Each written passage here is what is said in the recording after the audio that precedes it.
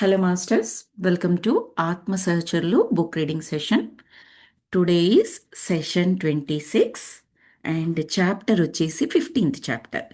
మనము last time చదువుకున్నప్పుడు 14th chapter కంప్లీట్గా చదువుకోగలిగాము.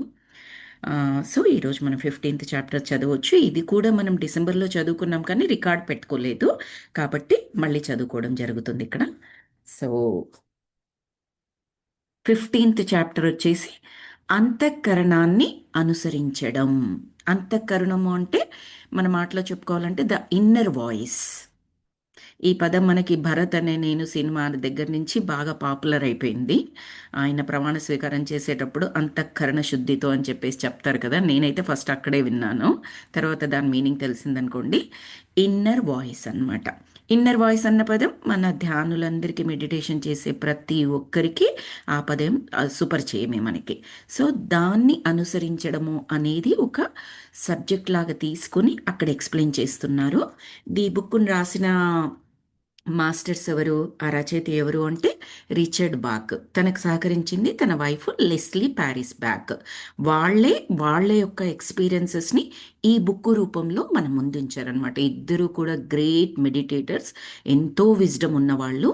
వాళ్ళు ధ్యానంలోకి వెళ్ళి వాళ్ళ ఎక్స్పీరియన్స్ త్రూ ఏమేమి నేర్చుకున్నారు అన్న జ్ఞానాన్ని మనకు బుక్ ద్వారా వివిధ ఎక్స్పీరియన్సెస్ రూపంలో చాలా చక్కగా ప్రతి పదాన్ని ఏరి కూర్చి మనకు సమకూర్చారనమాట. ప్రతి పదం కూడా చాలా ఇంపార్టెంట్.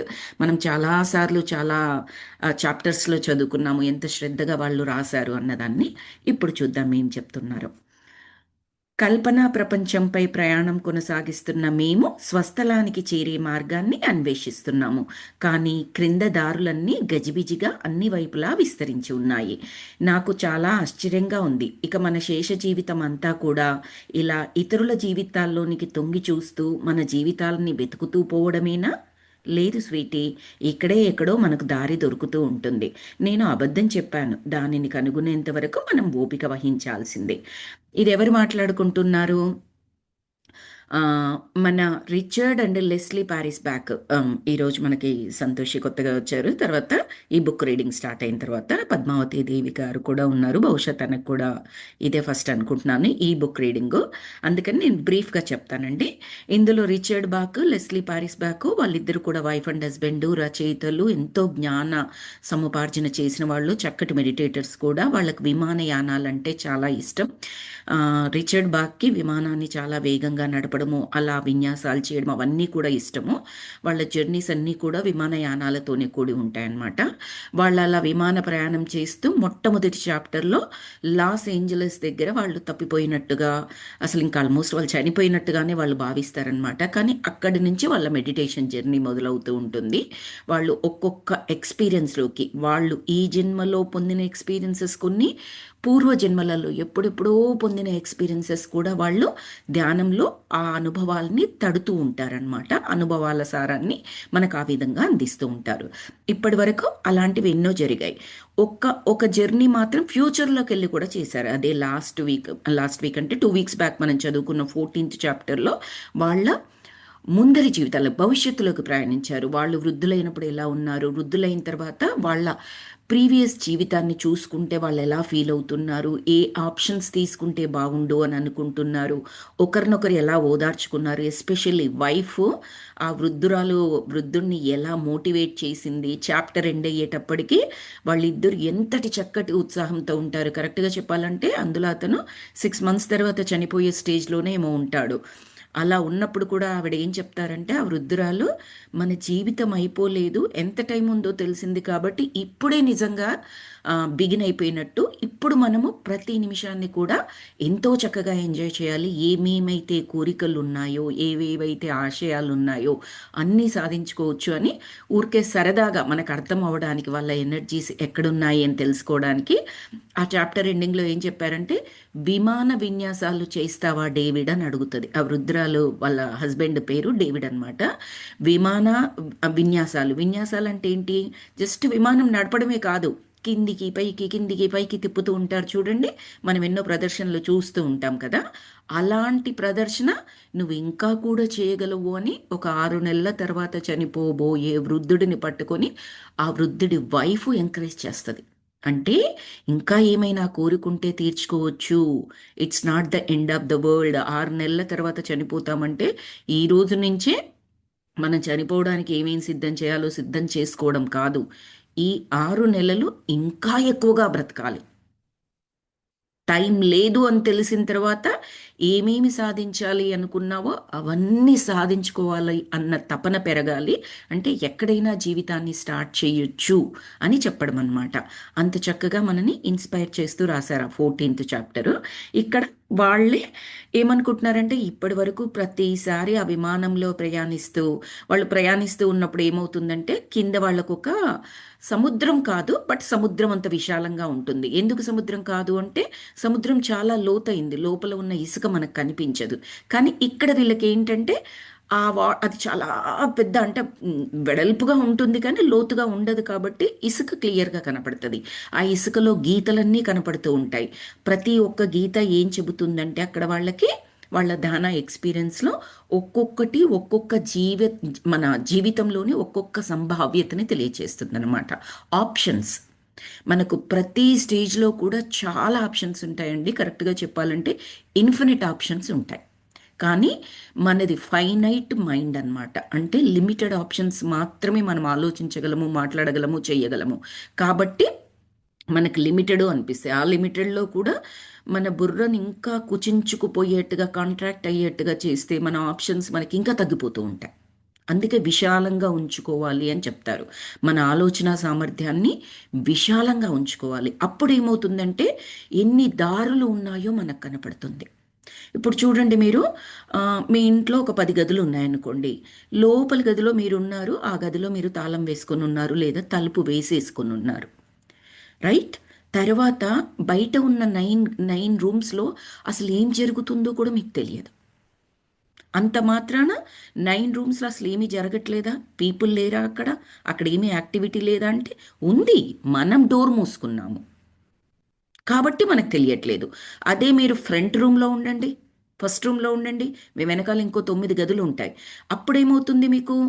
మీకు విశాలంగా ఉంటుంది. 9 గదులలో ఏం జరుగుతుందో కూడా తెలుసుకునే కెపాసిటీ మీకు ఉంటుంది. అవి కూడా ఆ డోర్ కూడా ఓపెన్ చేయండి, బయట ప్రపంచంలోకి రండి, ఇంకా ఎక్కువగా ఆపర్చునిటీస్ ఉంటాయి. అంటే మన మనస్సుని, మన ఆలోచన పరిధిని ఎంత విశాలంగా చేసుకుంటామో అన్ని అవకాశాలు కనిపిస్తాయి. అవకాశాలు కనిపించాయి అంటే అర్థం ఏంటంటే ఎవ్వరికైనా కూడా ఆ సామర్థ్యం వాళ్ళకు ఉంటేనే ఆ యూనివర్స్ అవకాశం వాళ్ళకి కనిపిస్తుంది అనమాట. సింపుల్ అది. స్పిరిచువల్ టాబ్లెట్స్లో ఒక కాన్సెప్ట్ కూడా ఉంటుంది ఇది మనకి. మీకు అది కనిపించింది లేదా వినిపించింది అవకాశం గురించి అంటే మీలో ఆ సామర్థ్యం ఉంది. దాన్ని మీరు బయటికి తీయాలి. ఉంది అని మీకే తెలియకపోవచ్చు.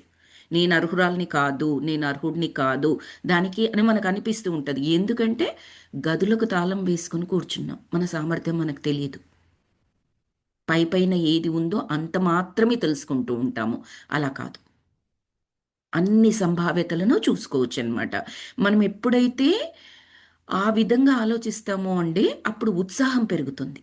ఏ ఏజ్లో ఉన్నా, ఏ స్టేజ్లో ఉన్నా. స్టేజ్ అంటే కొన్నిసార్లు మనం చాలా అంటే డౌన్లో ఉండి ఉంటాము.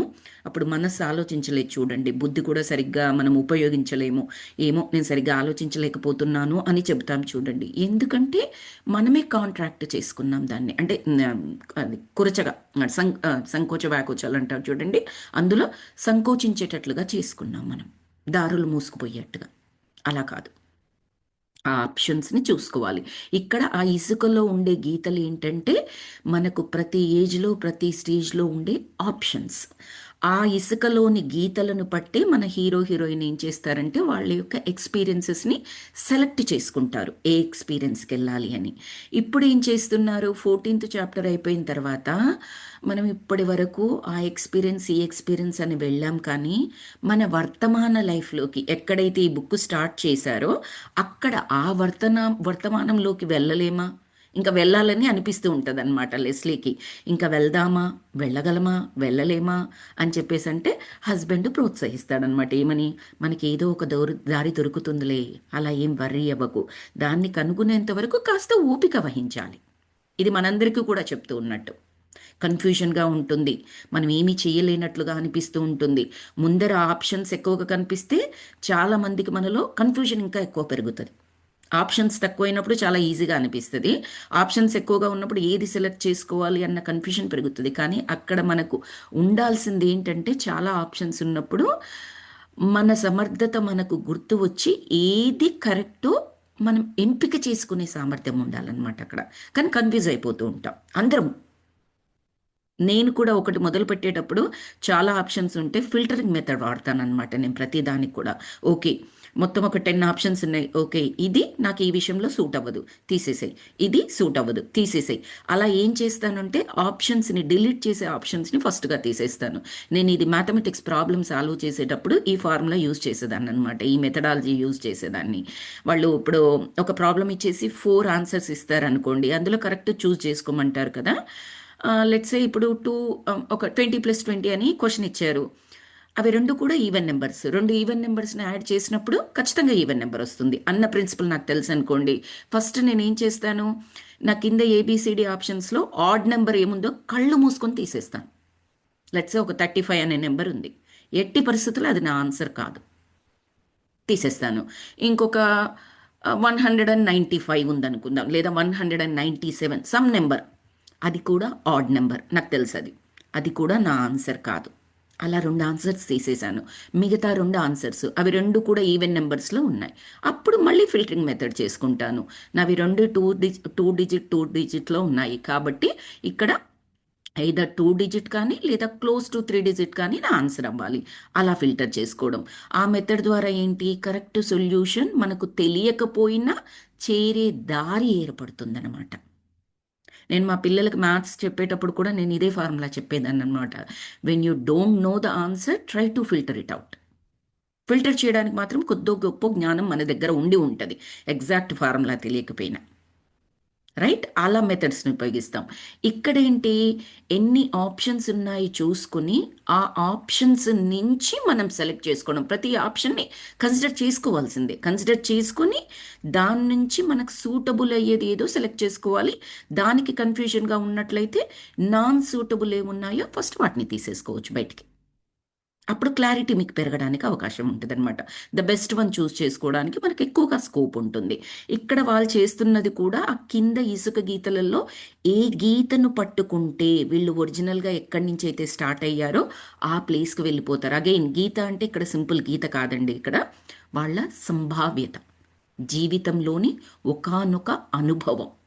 ఏ గీత వాళ్ళు ఈ చాప్టర్స్, ఈ బుక్ రాసేటప్పుడు, ఈ ఫస్ట్ చాప్టర్ రాసేటప్పుడు ఎక్కడ స్టార్ట్ అయ్యారు, ఏ స్టేజ్లో ఉన్నారు అనేది చూపిస్తుందో ఆ గీత దగ్గర వాళ్ళు వాళ్ళ విమానయానం స్టాప్ చేశారనుకోండి, అక్కడ వాళ్ళు ఆ ప్లేస్లోకి వెళ్ళిపోతారనమాట.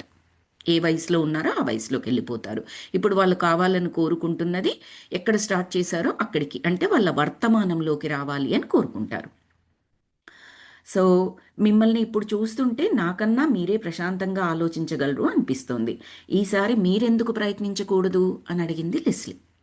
వైఫ్ ఆల్ ద టైమ్ ఇందులో ఆమె కుదురుగా ఉంటుంది, స్టేబుల్గా ఉంటుంది. ఈయన కొన్నిసార్లు కంగారు పడుతూ, కొన్నిసార్లు కన్ఫ్యూజన్లో ఉంటూ, ఆ విధంగా ఉన్నప్పుడు కూడా వైఫ్ ఏం చెప్తుందంటే, పర్వాలేదు, కాస్త ఓపిక పట్టు, మనకు తెలుస్తుంది, డోంట్ వరీ, ఇది కరెక్ట్ ఎక్స్పీరియన్సే, కరెక్ట్ ప్లేస్లోకి వచ్చాము అని చాలా చాప్టర్స్లో మనకు చెప్పడం చూసాము.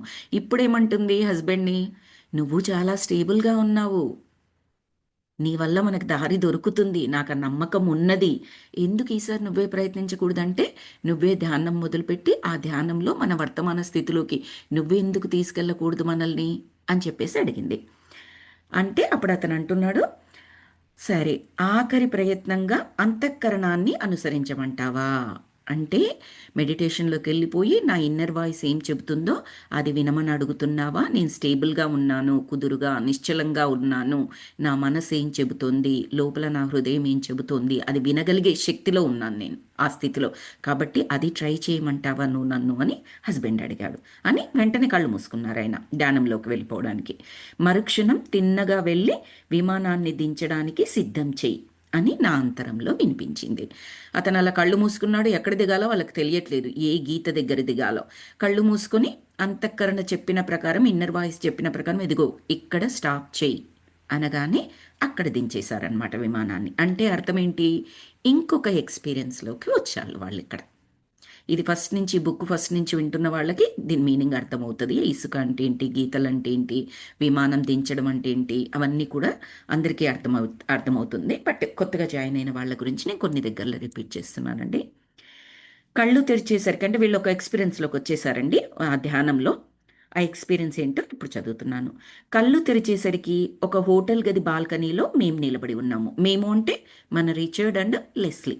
ఎదురుగా గదిలో ఒంటరిగా నాలాగే ఉన్న ఒక యువకుడు కిటికీ దగ్గరగా కూర్చుని గడ్డం కింద చేయి ఉంచుకుని నిస్తేజంగా బయటికి చూస్తున్నాడు.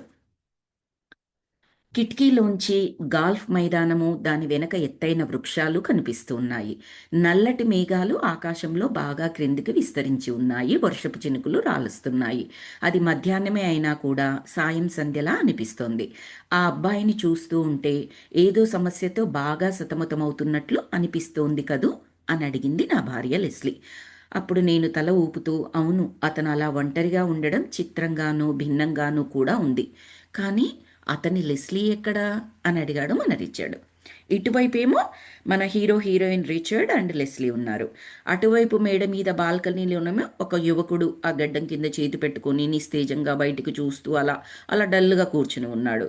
అరేంటి అతను అలా కూర్చొని ఉన్నాడు అని అనుకొని, మరి అతని పక్కన భార్య ఉండాలి, అతని వైఫ్ లెస్లీ, ఆమె లేదేంటి అని చెప్పేసి మన రిచర్డ్ అంటున్నారనమాట. వీళ్ళు వాళ్ళ యొక్క ఎక్స్పీరియన్స్లోకి వచ్చారండి. వాళ్ళు ఇంతకు ముందు ఏదైతే అనుభవంలో గ్రహించారో లేదా అనుభవం పొందారో అలాంటి ఒకానొక సిచ్యువేషన్లోకి వచ్చారు. మీకు ఎక్స్ప్లెయిన్ చేయాలి అంటే ఎలా చెప్పొచ్చు? ఇప్పుడు లెట్సే నేను ఒక 10 ఏళ్ల కిందర నేను పర్టికులర్ ఒక జాబ్ స్టార్ట్ చేశాను. ఆ రోజు నా డే 1 అనుకోండి. ఆ డే 1 నేను ఎలా ఉన్నాను? కార్‌లో ఎలా వెళ్ళాను?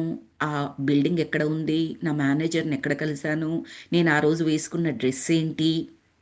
నేనెలా ఏ బ్యాగ్‌తో వెళ్ళాను? ఇవన్నీ అనుకుంటాం చూడండి. ఆ రోజు వచ్చినప్పుడు నేను 10 ఏళ్ల కిందట ఎగ్జాక్ట్‌గా ఇదని ఒక ఎక్స్‌పీరియన్స్ లాగా మనం మాట్లాడుకుంటాం చూడండి. అది మనం బయట మాట్లాడుకుంటాం కదా! వీళ్ళేం చేస్తున్నారంటే ధ్యానంలోకెళ్ళి అలాంటి అనుభవాన్ని స్పృశిస్తున్నారు. ఎందుకట? దాని ద్వారా మనకు అనంతమైన విజ్ఞానాన్ని ఇస్తున్నారు.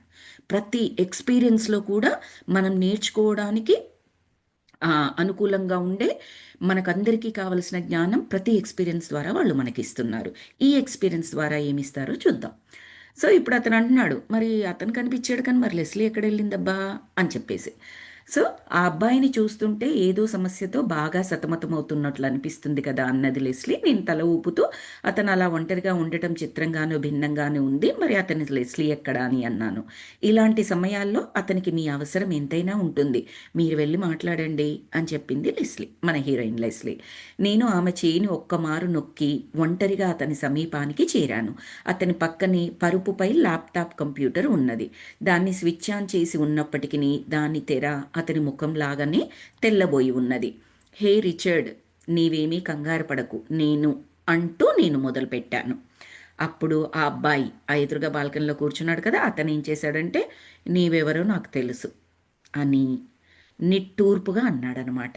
కష్ట సమయాల్లో నా ముందు ప్రత్యక్షమైన నా మనస్సాక్షివే నువ్వు, నా మనసే నువ్వు అంటూ తల తిప్పి మళ్ళీ వర్షాన్ని చూడసాగాడు. సో, మన రిచర్డ్ ఏం చేశారు? తన అనుభవంలోని ఆ రిచర్డ్‌కి వీళ్ళకు మనకు తెలుసు ఈ ధ్యానంలో ఎవరైతే ఆ ధ్యానంలోకి వెళ్తారో వాళ్ళకి వాళ్ళ యొక్క యంగ్ స్వరూపాలు కానివ్వండి, వాళ్ళ యొక్క ఫ్యూచర్ స్వరూపాలు కానివ్వండి కనపడతారు. అలాగే అవతల వైపు వ్యక్తులలో కూడా వీళ్ళే అయినట్లయితే వాళ్లకు వీళ్ళు కనపడతారు. అందుకే ఇప్పుడు ఆ అబ్బాయి యువకుడు ఏమంటాడంటే, నాకు తెలుసులే నువ్వెవరో, నువ్వు పరిచయం చేసుకోక్కర్లేదు. నువ్వే నా మనస్సాక్షివి. నేను దిగులుగా ఉన్నాను కాబట్టి నాతో మాట్లాడడానికి వచ్చావు. అంతే కదండీ! మనం గూడా దిగాలుగా కూర్చున్నప్పుడు బయటికేమీ మాట్లాడము. కానీ మన లోపల ఎంత మాట్లాడుకుంటాము. ఆలోచనల రూపంలోనో, మాటల రూపంలోనో వాళ్ళలా అన్నారు, నేనిలా అనాల్సుంటిని. వాళ్ళలా చేసినప్పుడు నేనిలా చెయ్యకుండాల్సుంటిని. ఇలా లోపల ఆ సంభాషణ జరుగుతూ ఉంటది చూడండి. అదంతా ఏంటి? మనతో మనకు సంభాషణ. లోపల మాట్లాడుకుంటున్నాం మనం అదంతా. రైట్?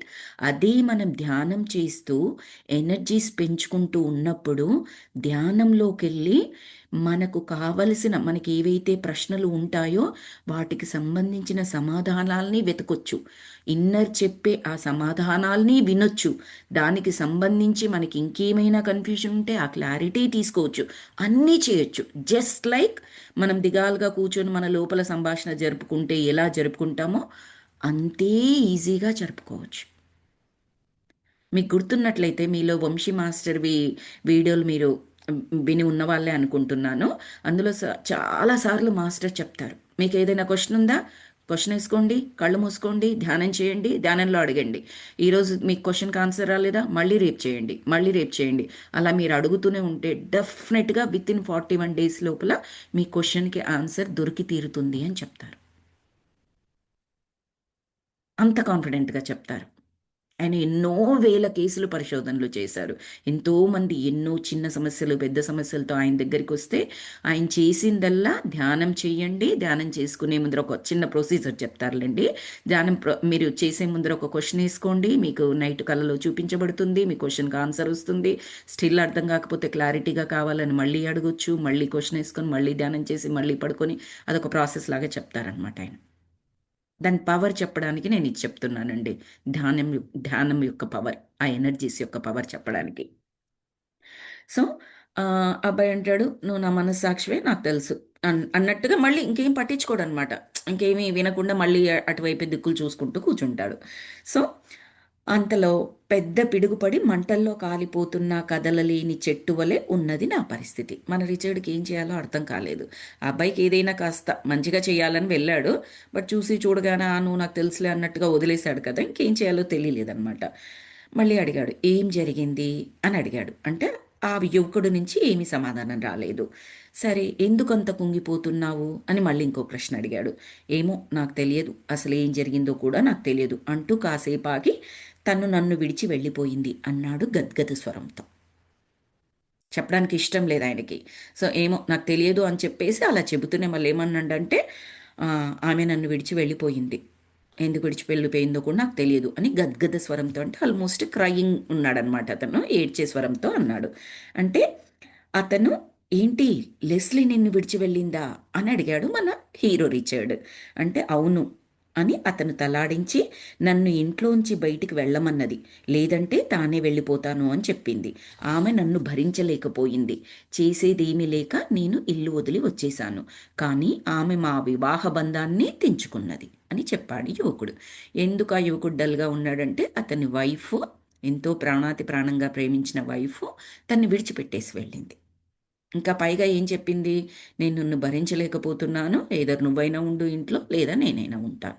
ఏదైనా ఒకటి" అన్న టైప్‌లో చెప్పేటప్పటికి ఇంకా ఆమెనక్కడే వదిలేసి తినే బయటికి రావాల్సొచ్చింది అన్నట్లుగా, ఎందుకు చేసిందో అలా అన్నట్టుగా ఈయన కుంగిపోతూ ఉన్నాడనమాట. అయితే మన రిచర్డ్ ఏమనుకున్నారంటే, లెస్లీ నిన్ను వదిలి వెళ్ళిందా అని మనసులో ఏమనుకున్నాడంటే అసంభవం అని అనుకున్నాడు. ఎందుకంటే అతని భార్య గురించి అతనికి తెలుసు. ఆవిడ ఎంత అర్థం చేసుకునే మనిషి, ఎంత ప్రేమ మనిషి.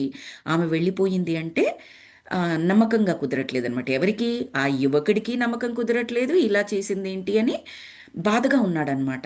అంగీకరించలేకపోతున్నాడు జరిగిన దాన్ని. మన రిచర్డ్ ఇప్పుడు ఫ్యూచర్‌లో నుంచొచ్చాడీయన. ఈయన కూడా అవునా!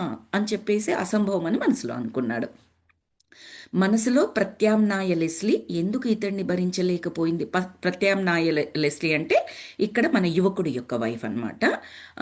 ఎందుకు భరించలేకపోయింది? మేమిద్దరం మళ్ళీ ఎందుకు భరించలేకపోయింది అని అనుకొని మళ్ళీ ఇమ్మీడియట్‌గా తన దగ్గరకొచ్చేసాడు. మేమిద్దరము కలిసి ఎన్ని కష్టాల్ని భరించాము. ఎందుకు ఇతని దగ్గరకొచ్చాడు మళ్ళీ? ఇతని యొక్క ఒకానొక ఎక్స్‌పీరియన్సే ఆ యువకుడు ఇతని పాత అనుభవం గురించి గుర్తు తెచ్చుకుంటున్నాడు ధ్యానంలో. సో, ఆ అనుభవం ఏమయ్యుంటుంది? ఎప్పుడు జరిగిందిది? అవన్నీ గుర్తు చేసుకుంటూ తన గురించి మాట్లాడుకుంటున్నాడు. మేమిరువురము ఎన్ని కష్టాలు భరించాము. చేతిలో చిల్లి గవ్వ కూడా లేకుండా నేను దివాలా తీసినప్పుడు కోలుకోవడానికి ఎన్నో అష్టకష్టాలు పడ్డాము. అలాంటి పరిస్థితుల్లో కూడా మేమెన్నడూ కూడా సహనం కోల్పోలేదే. చిన్న చిన్న గొడవలు జరిగినా కూడా వాటిని తీవ్రంగా ఎప్పుడూ పరిగణించలేదే. ఇంట్లోంచి నీవు బయటికి వెడతావా లేక నన్నే వెళ్ళమంటావా అని అసలు తానెప్పుడూ నన్ను అనలేదే. మాకు జరిగిన దానికంటే అధ్వాన్నంగా వీరికి ఏం జరిగి ఉంటుంది గుర్తు చేసుకుంటున్నాడు. ఇది ఎప్పుడు జరిగింది మా విషయంలో? ఎన్నో కష్ట నష్టాలున్నాయి. చేతిలో చిల్లి గవ్వలేదు, అప్పుడు కూడా సహనంగానే ఉన్నది. ఇద్దరం ప్రేమగానే ఉన్నాము. చిన్న చిన్న గొడవలు జరిగినా వెంటనే సర్దుకుపోయాము. ఇలాంటి సిచ్యువేషన్ ఎప్పుడు జరిగిందబ్బా? ఎప్పుడు లెస్లీ వెళ్ళిపోయింది నన్ను వదిలేసి? నా పాత అనుభవంలో ఇలాంటి సంభావ్యత నేనెప్పుడు తీసుకున్నాను అంటే, ఇక్కడ మీకు ఒకటి ఎక్స్ప్లెయిన్ చేస్తాను మాస్టర్స్. మీకు క్వశ్చన్ రావచ్చు. ఇప్పుడు హీరో రిచర్డ్, లెస్లీ ఫ్యూచర్ నుంచి పాస్ట్లోకి వెళ్ళారు. వాళ్ళు ధ్యానంలో కూర్చుని వాళ్లకు జరిగిన అనుభవాన్ని వాళ్ళు తలుచుకుంటున్నారు అని అనుకుందాం. సో ఈయనకి ఇంతవరకు ఎప్పుడు అలా లెస్లీ తన తన లైఫ్లో విడిచిపెట్టి వెళ్ళినట్టుగా గుర్తులేదు. మరి ఇప్పుడు చూస్తేనేమో ఈ ధ్యాన అనుభవంలోనేమో లెస్లీ అతన్ని వదిలిపెట్టేసి వెళ్ళినట్టుగా తెలుస్తోంది. ఇది ఎప్పుడు జరిగింది, ఎలా జరిగింది, ఈ సంభావ్యతని నేనెప్పుడు సెలెక్ట్ చేసుకున్నాను అని అనుకుంటాడు. దాని మీనింగ్ ఏంటంటే, మనం ఇప్పుడు కోపంగా ఉన్నప్పుడు, బాధగా ఉన్నప్పుడు, పరిస్థితులు అనుకూలంగా లేనప్పుడు మనం ఏం చేస్తామండి? ఆలోచనల ద్వారా లేదా కోపంలో మాటల ద్వారా కూడా, ఇంకా నేను నీ దగ్గర ఉండలేను, నేను నిన్ను భరించలేను, నా వల్ల కాదు, నువ్వు వెళ్ళిపో, నువ్వు నేను ఒక దగ్గర ఉండడం కుదరదు అని ఆమె అన్నా, ఆమె ఆలోచన చేసినా, తిను ఆలోచన చేసినా కూడా అది ఈ తలంలో జరగకపోయి ఉండవచ్చు, కానీ ఇంకొక తలంలో అది జరుగుతుంది మాస్టర్స్. అందుకే ఆలోచనలను కూడా సెలెక్ట్ చేసుకోండి. సరి అయిన పాజిటివ్ మిరాకులస్ ఆలోచనలే చెయ్యండి. మీకెంత సామర్థ్యం లేకపోయినా, నేను చేతకాని వాణ్ణి, నేను చేతనవ్వదు, నాకేదీ రాదు, ఇలాంటి ఆలోచనలు చేయకండి. నేను చేస్తే ఫెయిల్ అయిపోతాను, నాకు ఇంకా చావే శరణ్యం, నేను చచ్చిపోతే బాగుంటుంది, ఇలాంటివి ఉంటాయి చూడండి. నెగిటివ్ ఆలోచనలు చెయ్యకూడదు. ప్రతి ఆలోచన కూడా శక్తి స్వరూపం. అది ఎక్కడో ఒక దగ్గర మేనిఫెస్ట్ అవుతుంది అనమాట. ఎక్కడో ఏ ప్రత్యామ్నాయ లోకంలో, చాలా లోకాలు ఉంటాయని మనందరికీ తెలుసు. మన మన సనాతన ధర్మం ప్రకారం కూడా కోట్ల కోట్ల విశ్వాలు ఉన్నాయని తెలుసు. సూర్యుడు ఒక్కడే కాదు, కోటాను కోట్ల విశ్వాలు ఉంటే కోటాను కోట్ల సూర్యుళ్ళు కూడా ఉన్నారు. అంటే ఆ కోటాను కోట్ల విశ్వాలల్లో ఇది ఎంత జరుగుతూనే ఉంటుంది కదా. జీవం ఉండడం, జీవ ప్రయాణం జరగడం అంతా జరుగుతూనే ఉంటుంది కదా. మనం ఇక్కడ ఆలోచన చేస్తే ఏమవుతుందంటే, మన సోల్ యొక్క ఎనర్జీ స్టేట్లో ఏ లోకంలో ఏ సోల్ ఉందో అది మన ప్రత్యామ్నాయ రూపం అవుతుంది.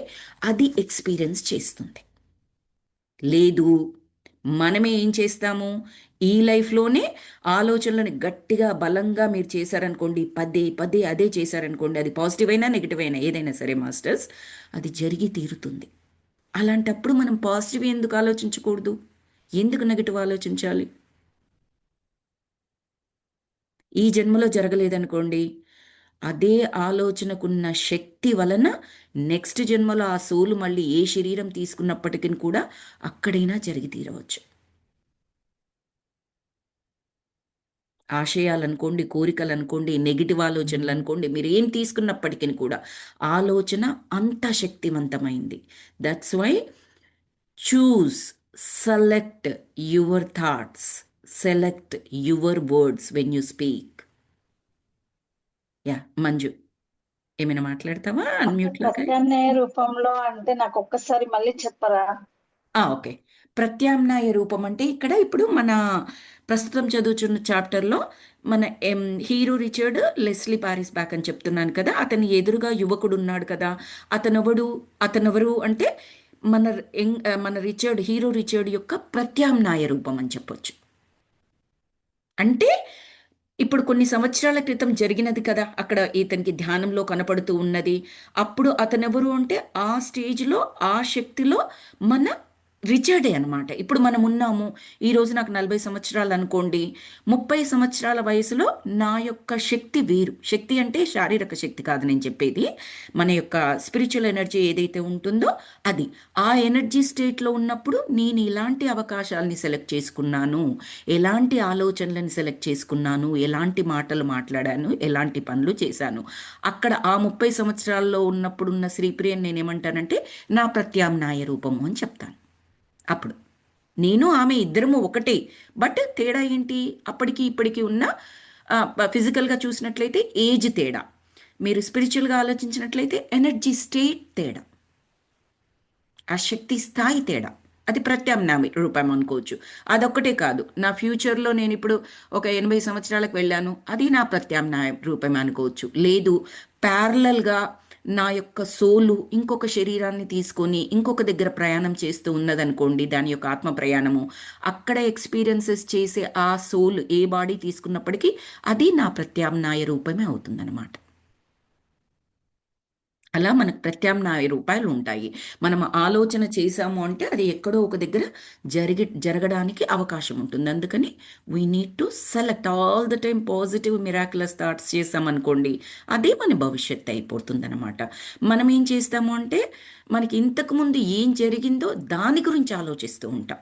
ఒక ప్రాబ్లం ఉందనుకోండి, ప్రాబ్లం గురించి ఆలోచిస్తాం. చేయాల్సింది ప్రాబ్లం గురించి ఆలోచించడం కాదు, సొల్యూషన్ గురించి ఆలోచించడం. మీకు ఏది కావాలో, అప్పులు అయ్యాయి అనుకోండి, అప్పులు తీరిపోవాలి కదా. అప్పులు ఇంతున్నాయి, అప్పులు ఇంతున్నాయి, అప్పులు ఇంతున్నాయి అంటే అప్పులు తీరిపోవు. అప్పులు తీరిపోవాలి, అప్పులు తీరిపోవాలి, తీరిపోవాలి అని అనుకున్నప్పుడు తీరడానికి ఒక మార్గం మీ ముందర ఉంచబడుతుంది, లేదా కొన్ని మార్గాలు మీ ముందర ఉంచబడతాయి. మీ మనస్సు కూడా తీరే వైపుగా ఆలోచనలు చేస్తుంది, మీకు ఐడియాస్ ఇస్తూ ఉంటుంది. ఎస్ దీప్తి గారు, మీరు అన్మ్యూట్ అయినట్లున్నారండి. You want to say something? Deepti Darshan గారు. ఓకే. సో అది. ఓకే అండి. అర్థమైందా మంజు? ప్రత్యామ్నాయ రూపం అంటే అర్థమైందక్క. హ్మ్. ఇంగ్లీష్‌లో దానికి ఆల్టర్‌నేటివ్ అంటారు. ప్రత్యామ్నాయ అంటే ఆల్టర్‌నేటివ్ అన్నట్టు. సో, మన రిచర్డ్‌కి ఏమనిపిస్తుంది అంటే, హీరో రిచర్డ్‌కి నేనెప్పుడు ఇలా థింక్ చేశాను? ఎప్పుడు ఇలా మాట్లాడాను? ఏ టైంలో ఇలా అనుకున్నాను? మనం నియర్ అండ్ డియర్ గురించి కూడా ఎప్పుడైనా మనకు గొడవైనప్పుడు, వాళ్ళతో సమస్యలో ఉన్నప్పుడు మనం అనుకుంటాము, ఛీ! వీళ్ళతో మాట్లాడకూడదు, వీళ్ళతో ఇంకెప్పుడూ మాట్లాడకూడదు, వీళ్ళకసలు సాయం చేయడమే తప్పు, వీళ్ళ దగ్గర నుంచి నేను అసలు సాయం తీసుకోకుండా ఉండాల్సుండే, ఇలా రకరకాలుగా అనుకుంటూ ఉంటాం చూడండి. అది ఒకానొక తలంలో అది ఎక్స్పీరియన్స్ చేస్తామన్నమాట. మనం ఆలోచనకు సంబంధించిన అనుభవాన్ని ఎక్స్పీరియన్స్ చేస్తాము. ఇప్పుడు మన రిచర్డ్ లెస్లీ పారిస్ బ్యాక్ ధ్యానంలోకి వెళ్ళి ఏం చూస్తున్నారంటే అలాంటి ఎక్స్పీరియన్సెస్ని. అందుకే ఆశ్చర్యపోతున్నాడు, ఇదే ఇప్పుడు జరిగింది అని చెప్పేసి ఆశ్చర్యపోతున్నాడు. సో మళ్ళీ మన ఆ యువకుడు ఉన్నాడు కదా, యువకుడు మాట్లాడుతున్నాడు అనమాట. అలాగే గొంతు జీరబోయి ఉన్నది అతనిది, ఏడుపు గొంతుతోనే ఉన్నాడు. ఆమె నాతో మాట్లాడడం మానేసింది అని అతని గొంతు జీరబోయింది. నేనే విషయాన్ని చర్చిద్దామంటే తానేమో నిరాకరించేది. ఏంటి అసలు ప్రాబ్లము అని అడుగుదామంటేనేమో అసలు మాట్లాడడానికి నిరాకరించేది. అంటే అప్పుడు మన హీరో రిచర్డ్ ఏమంటున్నారు, ఏం చేసావు నువ్వు? ఏమైనా తాగడం అలవాటు నేర్చుకున్నావా? మాదక ద్రవ్యాలు లాంటి వాటికి బానిసయ్యావా? ఏం చేసావా? మన అంత ఇబ్బంది ఏం పెట్టావు నువ్వు అని అడుగుతున్నాడు. అంటే పిచ్చివాన్లా మాట్లాడకు, నేనే నీవు, నీవే నేను, నాకు తెలుసు అదంతా, నా కోపం తెప్పించకు, అసలు ముందు ఇక్కడి నుంచి నువ్వు వెళ్ళిపో అని చెప్పేసి అరుస్తాడు ఆ యువకుడు. మన సాక్షి, మీరు ఒక్కసారి సినిమాలాగా ఊహించుకోండి. మనకు పాత సినిమాలలో, కొత్త సినిమాలలో కూడా, ఎక్కువగా పాత సినిమాలలో ఇలాంటి సీన్స్ చాలా చూసుంటాము. హీరో అక్కడ కూర్చుంటాడు, అతని యొక్క రూపం తెల్లగా బట్టలు వేసుకొని ఆత్మరూపంలాగా అక్కడుండి అన్నీ ఆయనతో మాట్లాడుతూ ఉంటుంది, వాదిస్తూ ఉంటుంది, చెప్పడానికి ప్రయత్నిస్తూ ఉంటుంది చూడండి. ఆ టైపుగా ఊహించుకోండి మీరు ఇక్కడ. అబ్బాయి ఏమంటున్నాడంటే, నువ్వు పెద్దగా ఎక్కువగా వేషాలు వేయకు, నువ్వే నేను, నేనే నువ్వని తెలుసు. ఆ, తాగడం అలవాటు చేసుకున్నావా, మాదక ద్రవ్యాలు ఇవన్నీ మాట్లాడతావేంటి? నీకు తెలియదా నేను అలాంటివి తాగను చెయ్యను అని చెప్పేసి? ఎందుకు అడుగుతున్నావు తెలియనట్టుగా అన్న టైప్లో అంటున్నాడు. అంటే సారీ, నన్ను క్షమించు, మీరిద్దరూ విడిపోవడానికి కారణం ఏమిటో నేను ఊహించలేకపోతున్నాను. అందుకే అడుగుతున్నాను. దీనికి ఏదో చాలా తీవ్రమైన కారణం ఉంటుంది. లేదంటే లెస్లీ అలా వదిలి వెళ్ళే రకం కాదు. చూడండి, అతనికి అతని భార్య మీద ఎంత నమ్మకం ఉంది. ఇలా జరిగింది, ధ్యానంలో జరిగింది ఏదైతే ఉందో అది నిజమే. కానీ ఒప్పుకోలేకపోతున్నాడు. ఎందుకు ఒప్పుకోలేకపోతున్నాడు? భార్య మీద ఉన్న నమ్మకం. ఆమె ఎట్టి పరిస్థితుల్లో ఇలా చెయ్యదు అన్న నమ్మకం అన్నమాట. సో అప్పుడు అతను అంటాడు, యువకుడు, తీవ్రమైనది ఏమీ కాదు, అన్నీ చిన్న చిన్న విషయాలే. బండెడు చాకరీ, జమా ఖర్చులు, ఆదాయ పన్నులు, సినిమా నిర్మాణాలు. మన హీరో హీరోయిన్లు వాళ్ళ ఇంతకుముందు భవిష్యత్తులో సినిమా నిర్మాణాలు అవన్నీ సినిమా ఫీల్డ్లో ఉంటారండి వీళ్ళు. చాలా ప్రొడ్యూస్ చేయడం అట్లాంటివి చేస్తూ ఉంటారనమాట. సో బండెడు చాకరీ, జమా ఖర్చులు, ఆదాయ పన్నులు, సినిమా నిర్మాణాలు, పుస్తక రచనలు అవి కూడా చేస్తారు. ప్రపంచవ్యాప్తంగా వేలాది అభిమానులు, ఆహ్వానాలు, కానుకలు. ఆమె ప్రకారం వీటన్నింటినీ దేనిని వదలకుండా నేను సక్రమంగా చేయాలి. ఆమె ఆగదు. ఆగదు అంటే ఆమె ప్రతి దాన్ని చెయ్యాలి అన్న తపనతో ఉంటుంది. ప్రతి ఆపర్చునిటీని గ్రాప్ చేసుకుని దాన్ని సమయబద్ధంగా అంటే టైం మేనేజ్ చేసుకుని చేయడానికి ఉంటుంది. బహుశా కంప్లైంట్ అదే కావచ్చు ఇతని మీద. అవన్నీ చెయ్యాలని ఆమె, కానీ 196 పనులు ఉన్నాయి అక్కడ. ఎక్కడ చేస్తామో అన్నట్టుగా. ఇప్పుడు టైం మేనేజ్మెంట్ చేసుకోలేరు అనుకోండి, 10 పనులు కూడా చాలా ఎక్కువగా అనిపిస్తాయి.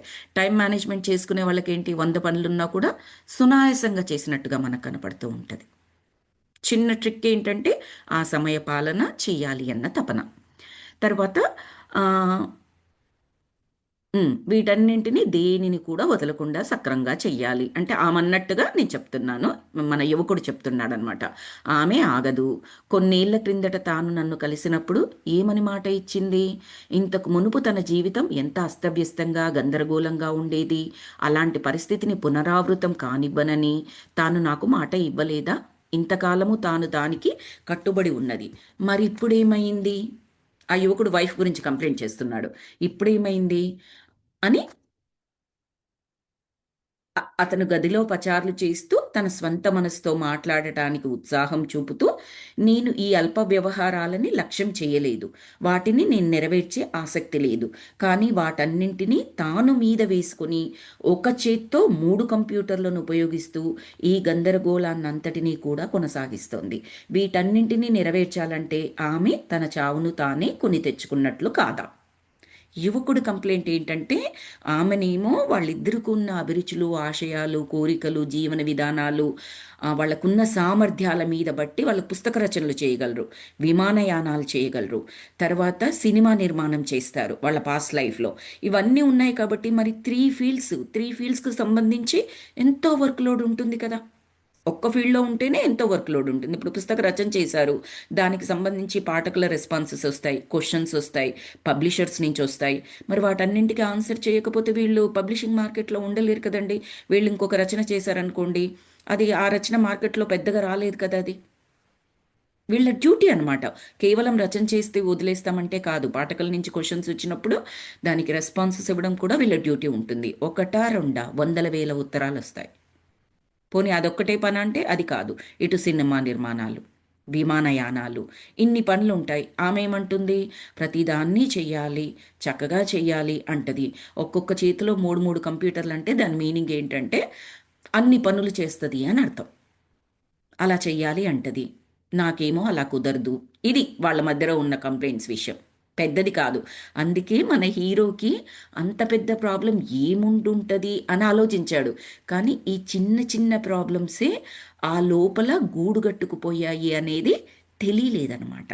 మనం కూడా చూడండి, ఇది చిన్న ప్రాబ్లం, ఇది చిన్న ప్రాబ్లం అని అట్లాంటి చిన్న ప్రాబ్లమ్స్ని పక్కన పడేసుకుంటూ వెళ్తాం. కానీ అది ఒకనాటికి ఏమవుతుందంటే అవతలి వారిలో చాలా పెద్ద అసంతృప్తి కింద మారుతుంది. మనం ఎప్పుడూ కూడా ఒక జీవితం ఆగిపోవడానికి, ఒక రిలేషన్ మధ్యలో బ్రేకప్ అవ్వడానికి, లేదా ఒక వైఫ్ అండ్ హస్బెండ్ మధ్యలో డివోర్స్ రావడానికి, మనస్పర్ధలు రావడానికి, పెద్ద సమస్య ఒకేసారి రావడం దానివల్ల ఉండడం ఉండదండి. అప్పటికే ఎన్నో చిన్న చిన్న సమస్యలతో కూడిన అసంతృప్తి లోపల పేరుకొని ఉండడం అదే పెద్ద పర్వతంలాగా మారుతుంది. మీరు ఏ కౌన్సిలర్ దగ్గరికి వెళ్ళినా, ఎక్కడికి వెళ్ళి మీ చుట్టాల దగ్గర, మీ ఫ్యామిలీ మెంబర్స్ దగ్గరికి వెళ్ళి మాట్లాడినా వాళ్ళందరూ ఏం చేస్తారు? ఇది చిన్న విషయం కొట్టేసేయండి, ఇది చిన్న విషయం సర్దుకుపోండి, ఇది చిన్న విషయం అందరికీ ఉంటుంది, ఇలా ఇలా కొట్టేసుకుంటూ వెళ్తారు వాళ్ళు. ప్రతిదాన్ని విడివిడిగా చూస్తారు అక్కడ వాళ్ళు. కానీ అనుభవిస్తున్న వీళ్ళేంటి, అన్నీ కూడా కంబైండ్ అయిపోతాయి. వాళ్ళకన్నీ చిన్న చిన్న రాళ్ళవుతే వీళ్ళకి ఆ చిన్న చిన్న రాళ్ళన్నీ కలిసి పెద్ద గుట్టలాగా ఏర్పడుతుంది. బరువు పెరిగిపోతుంది కదా, అసంతృప్తి పెరిగిపోతుంది కదా. సో అదన్నమాట ఇక్కడ వీళ్ళిద్దరి విషయంలో జరిగింది కూడా అదే. ఆ చిన్న చిన్న విషయాలు. ఆమెలో అసంతృప్తి పేరుకుపోయింది. ఇంక నువ్వు అసలు మాట వినవు, ఏదీ చెయ్యవు అన్న టైప్లో నేను నిన్ను భరించలేకపోతున్నాను అని చెప్పింది ఆమె. సో మళ్ళీ కంటిన్యూ చేస్తున్నాడు మన యువకుడు. ఆమెకు ఈ ప్రపంచం అంతా కూడా ఒక భ్రాంతి అని, దీన్ని అంత తీవ్ర విషయంగా తీసుకోవద్దని వివరించాలని ప్రయత్నిస్తే ఆమె నా వైపు చూసే చూపు ఎలా ఉంటుందనుకుంటున్నారు? నన్ను అక్కడికక్కడే ఆవిరి చేసేటట్లు చూస్తుంది. ఈ అబ్బాయి ఏంటి, ఒక టైం మేనేజ్మెంట్ లేదు, సరిగ్గా చేయలేక ఆ, మళ్ళీ ఏంటి ఇవన్నీ కబుర్లు అనమాట.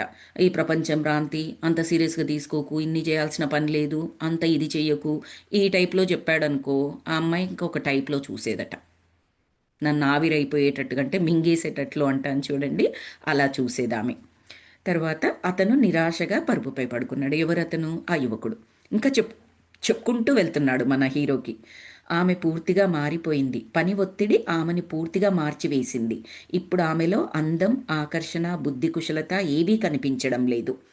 అంతా ఎలా ఉందంటే ఒక పెద్ద మైదానంలో గుట్టలుగా పడుతున్న కాగితాలని ఒక బుల్డోజర్తో శుభ్రం చేస్తున్నట్లుగా. ఒకవేళ తగిన సమయంలో అలా చెయ్యలేకపోతే ఆ కాగితాల గుట్టలే ఆమెను సజీవ సమాధి చేసేట్టుగా ఉన్నది. మన జీవితాలు ఎందుకిలా అయ్యాయి అని నేను ప్రశ్నిస్తే, పని భారాన్ని మీరు కొంత భరించండి, అప్పుడు మీకు తెలుస్తుంది అంటూ గట్టిగా అరిచేది. ఈయన కంప్లైంట్ ఈయన వివరణ ఎలా ఉందంటే, 10 పనులు 100 పనులు నెత్తినేసుకుంటుంది, అన్నీ బాగా చెయ్యాలి అంటది. నేను అదంతా అలా కాదు అని చెబితే నన్ను పిచ్చోడిని చూసినట్టుగా చూస్తుంది. ఎలా ఉంటుంది దీన్ని ఉదాహరణ తీసుకుందామంటే, ఇప్పుడు ఆ పనులన్నీ ఒక కాగితాల రూపంలో ఊహించుకున్నట్లయితే అవి గుట్టలు గుట్టలుగా పడి ఉండి ఆ కాగితాల కొన్ని రోజుల వరకు ఏ పని టచ్ చేయకపోతే ఆ కాగితాల గుట్ట కిందనే సమాధి అయిపోతుందా అన్నంత బరువుగా లేదా అన్నంత ఎక్కువగా పనులు మిగిలిపోతాయి. అలా ఉంటుందామది. అంటే ప్రతి నిమిషానికి కూడా సరిపోయేలాగా ఒక పని పెట్టుకుంది. ఏ 10 నిమిషాలు రెస్ట్ తీసుకున్నా కూడా 10 పనులు అక్కడ వెయిట్ చేస్తూ ఉంటాయి. ఒక 4 రోజులు రెస్ట్ తీసుకున్నామంటే ప్రతిరోజు 24 గంటలు ఇంటూ 60 నిమిషాలు ఇంటూ ఎన్ని పనులు అవుతాయో అన్ని పనులు గుట్టల్లాగా పేరుకొని ఉంటాయి. ఒకటేసారి చూసేప్పటికి భయం అవుతుంది కదా, బ్యాక్లాగ్స్ అన్ని కనిపిస్తే 4 రోజుల పనులన్నీ. సో ఆ పనుల మధ్యలో పడి సమాధి అయిపోతుంది అన్నట్లుగా నాకు అనిపిస్తూ ఉంటుంది.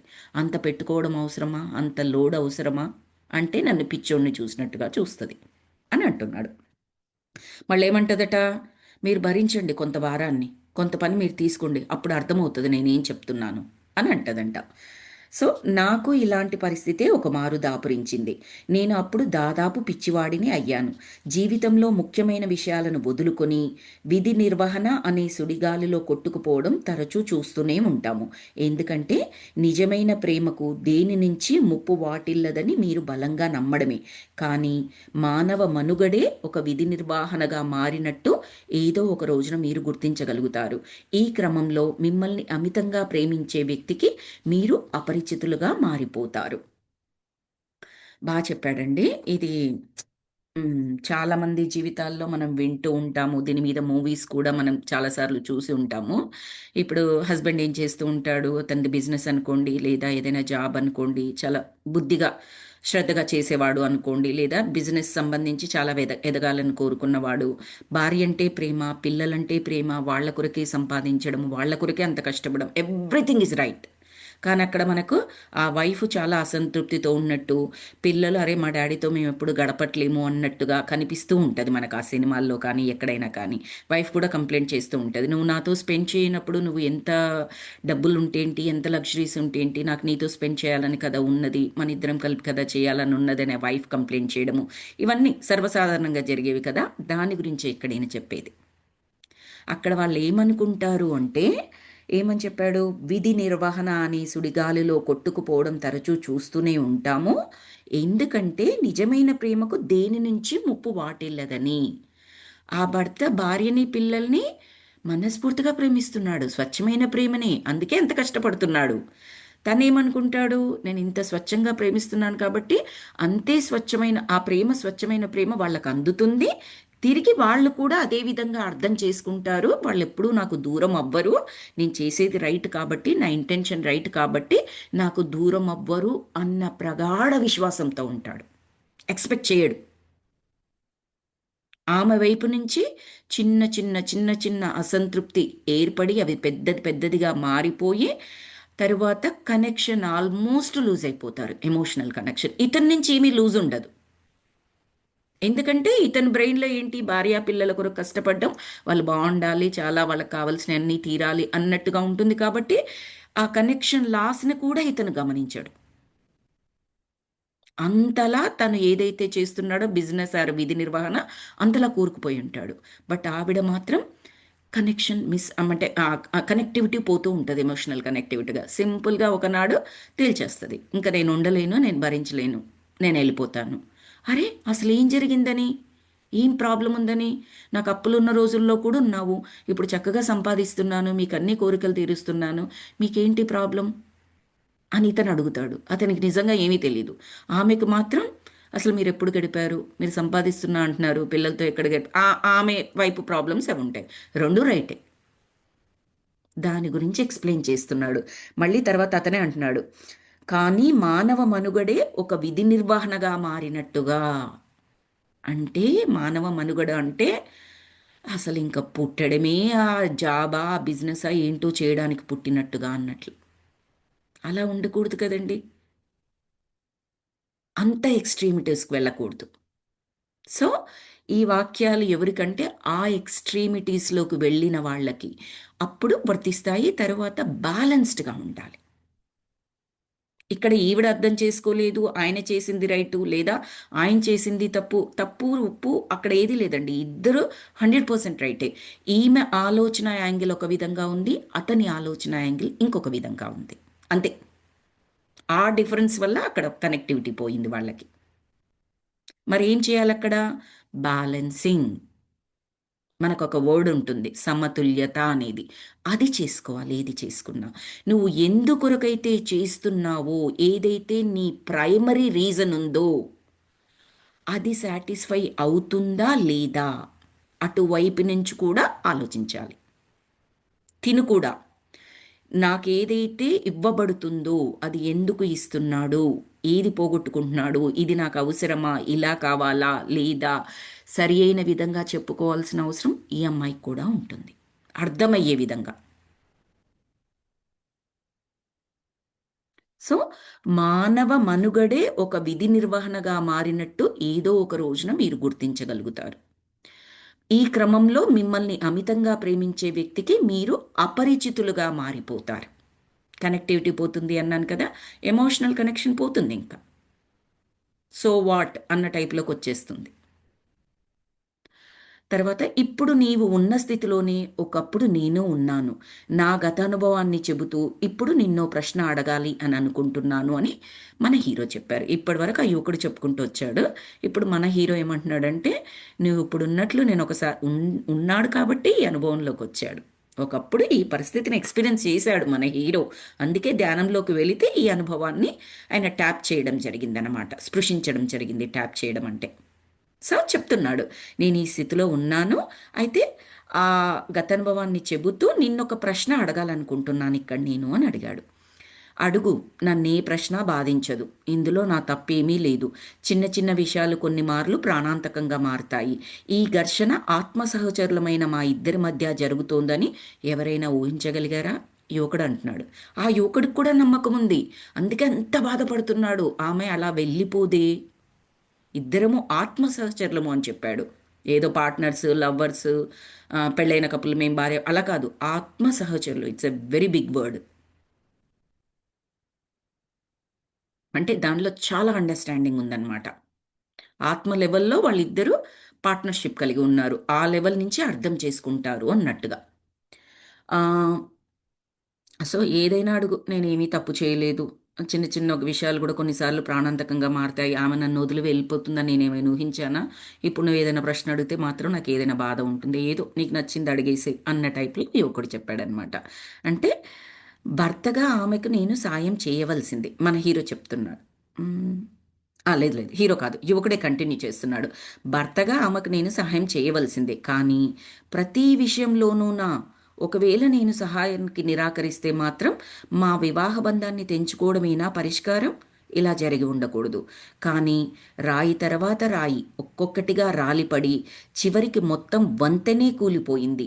చిన్న లోపాలని పెద్దవిగా చేసి చూడకని నాలోని ఆహ్లాదకరమైన రెండవ పార్శాన్ని చూడమన్నాను. కానీ ఆమె వినలేదే. మా వివాహానికి అర్థం ప్రేమ, పరస్పరం గౌరవించుకోవడం. కానీ ఇప్పుడు పని ఒత్తిడి, విరామం లేని శ్రమ, కోపం మాకేమి ముఖ్యమో కనీసం ఆమె అర్థం చేసుకోవడం లేదు. ఆమె అంటూ అక్కడ పాజ్ చేశాడు ఆ యువకుడు. ఇంకా చెప్తానే ఉన్నాడు. ఆయనకి ఎంతకు అర్థం కావట్లేదు ఆమె ఎందుకు ఇలా చేసింది అన్నది. ఎంతసేపు పని పని పని అని, అది చేస్తే పర్వాలేదు, లేకపోతే ఇంతేనా, ఇంకా విడిపోవడమేనా, ఇంకెప్పుడు అర్థం చేసుకుంటుంది అన్న టైప్లో అనమాట. సో అప్పుడు హీరో ఏమంటున్నారంటే, మన హీరో, చూడబ్బాయ్, నాకు ఇంకేదైనా చెప్పు అని అన్నాను. తన గోడు చెప్పడం ఆపి అప్పుడు అతను నా వైపు ముఖం చిట్లించి చూశాడు. ఇప్పటి వరకు మన హీరోని పట్టించుకోవట్లేడు. తన మానాన తను చెప్పుకుంటూ వెళ్తూ ఉన్నాడు తన వైఫ్ గురించి. తన గోడు చెప్పడం ఆపి అతను నా ముఖం వైపు చూసి ముఖం వైపు కూడా చిట్లించి చూశాడట. నీ గురించి ఆమె ఎందుకు గొప్పగా అనుకోవాలి? ఏం ప్రత్యేకత నీలో ఉందని ఆమె నిన్ను ప్రేమించాలి అని అడిగాడు హీరో. అతని కనుబొమ్మలు, ఆ యువకుడి కనుబొమ్మలు పైకి లేవగా నోరు తెరుచుకొని మాట రాక అలా ఉండిపోయాడంట. అంత డైరెక్ట్ క్వశ్చన్కి అసలు ఏముందని నిన్ను ప్రేమించాలామే అని అడిగేటప్పటికి, మీరు అడిగిన ప్రశ్న ఏమిటో ఇంకొకసారి చెప్పండి నాకు అని అడిగాడు. అసలు అర్థం కాలేదు ఆయనకి, నోరెళ్ళబెట్టేశాడు. అడిగాడు కాసేపు ఆగి. నీ భార్య నిన్ను ప్రేమించడానికి నీలో ఏ ప్రత్యేకత ఉంది అని అడుగుతున్నాను అని ఓపిగ్గా చెప్పాడు మళ్ళీ ఇంకొకసారి మన హీరో. సూటి ప్రశ్న అన్నమాట. అప్పుడు లోపల అంటే సరి అయిన ప్రశ్న. అప్పుడు అతనిలో నుంచి సమాధానాలు బయటికి రావడానికి అతనిలో అంతర్మదనం జరుగుతుంది ఆ యువకుల్లో. అక్కడి నుంచి మొదలవుతుంది అనమాట. ఏంటి? ట్రాన్స్ఫర్మేషన్, మార్పు ఏదైతే ఉంటుందో అక్కడ మొదలవుతుంది. అందుకే ప్రశ్న అనేది చాలా ఇంపార్టెంట్ అండి. సరి అయిన ప్రశ్న. ఐ థింక్ మహాభారతంలో కూడా చెప్తారు ప్రశ్న అనే దాని గురించి. ప్రశ్న అంటే ఏది పడితే అది అడగడం కాదు. నీ నీ సమస్య ఏదైతే ఉందో దానికి సరిపోయే సమాధానం నువ్వు కావాలని కోరుకుంటున్నప్పుడు దానికి రిలేటెడ్ ప్రశ్న. అది ఇది వెయ్యడం కాదు, వెనక ముందు. మనం ఒక దానికి వెళ్తాము, సాయము ఒకరి దగ్గరికి వెళ్తాము అనుకోండి, ఎన్ని అన్నెసెసరీవి మాట్లాడి అసలు విషయం మర్చిపోతాము, అక్కర్లేని గొడవైనా తెచ్చుకుంటాం అక్కడ. మన సాయం దేని కొరకు వెళ్ళామో అది అసలు అడగలేని పరిస్థితికి తీసుకెళ్ళిపోతాం. ఎందుకు? అక్కర్లేనివి మాట్లాడడం ద్వారా, అక్కర్లేనివి అడగడం ద్వారా. సో ప్రశ్న చాలా ఇంపార్టెంట్. ఇప్పుడు మన హీరో అడిగిన ప్రశ్న ఆ అబ్బాయి ప్రస్తుత స్థితికి కరెక్ట్ ప్రశ్న అనమాట. అందుకని కొద్దిసేపు అలాగే ఉండిపోయి మళ్ళీ అడిగాడు. మళ్ళొకసారి చెప్పండి మీరు ఏం అడిగారు అని. మళ్ళీ నిదానంగా వివరించాడు. కాసేపు ఆలోచించి భుజాలు పైకెత్తుతూ, ఏమో నాకు తెలియడం లేదు. ఆమె ఇన్స్పైర్ అయ్యేంత గొప్పదనం నాలో ఏముందని ఆమె నన్ను ప్రేమించిందో, ఎందుకు నన్ను పెళ్లి చేసుకుందో నాకు తెలియడం లేదు. మరి నీవు నిజంగా ఆమెకు ప్రియమనిపిస్తావా అంటే అతను తల విదిలించి నెమ్మదిగా చెప్పాడు, ఏమాత్రం అలా అనిపించను, కానీ ఇలాంటి పరిస్థితులలో అంటూ ఆగిపోయాడు. నీవామని అర్థం చేసుకుంటున్నావా? తనకు ఆసరాగా నిలుస్తున్నావా అని కాసేపు అడిగితే కాసేపు ఆలోచించి ఏమన్నాడంటే, కరెక్ట్గా చెప్పాలంటే లేదు అన్నాడు.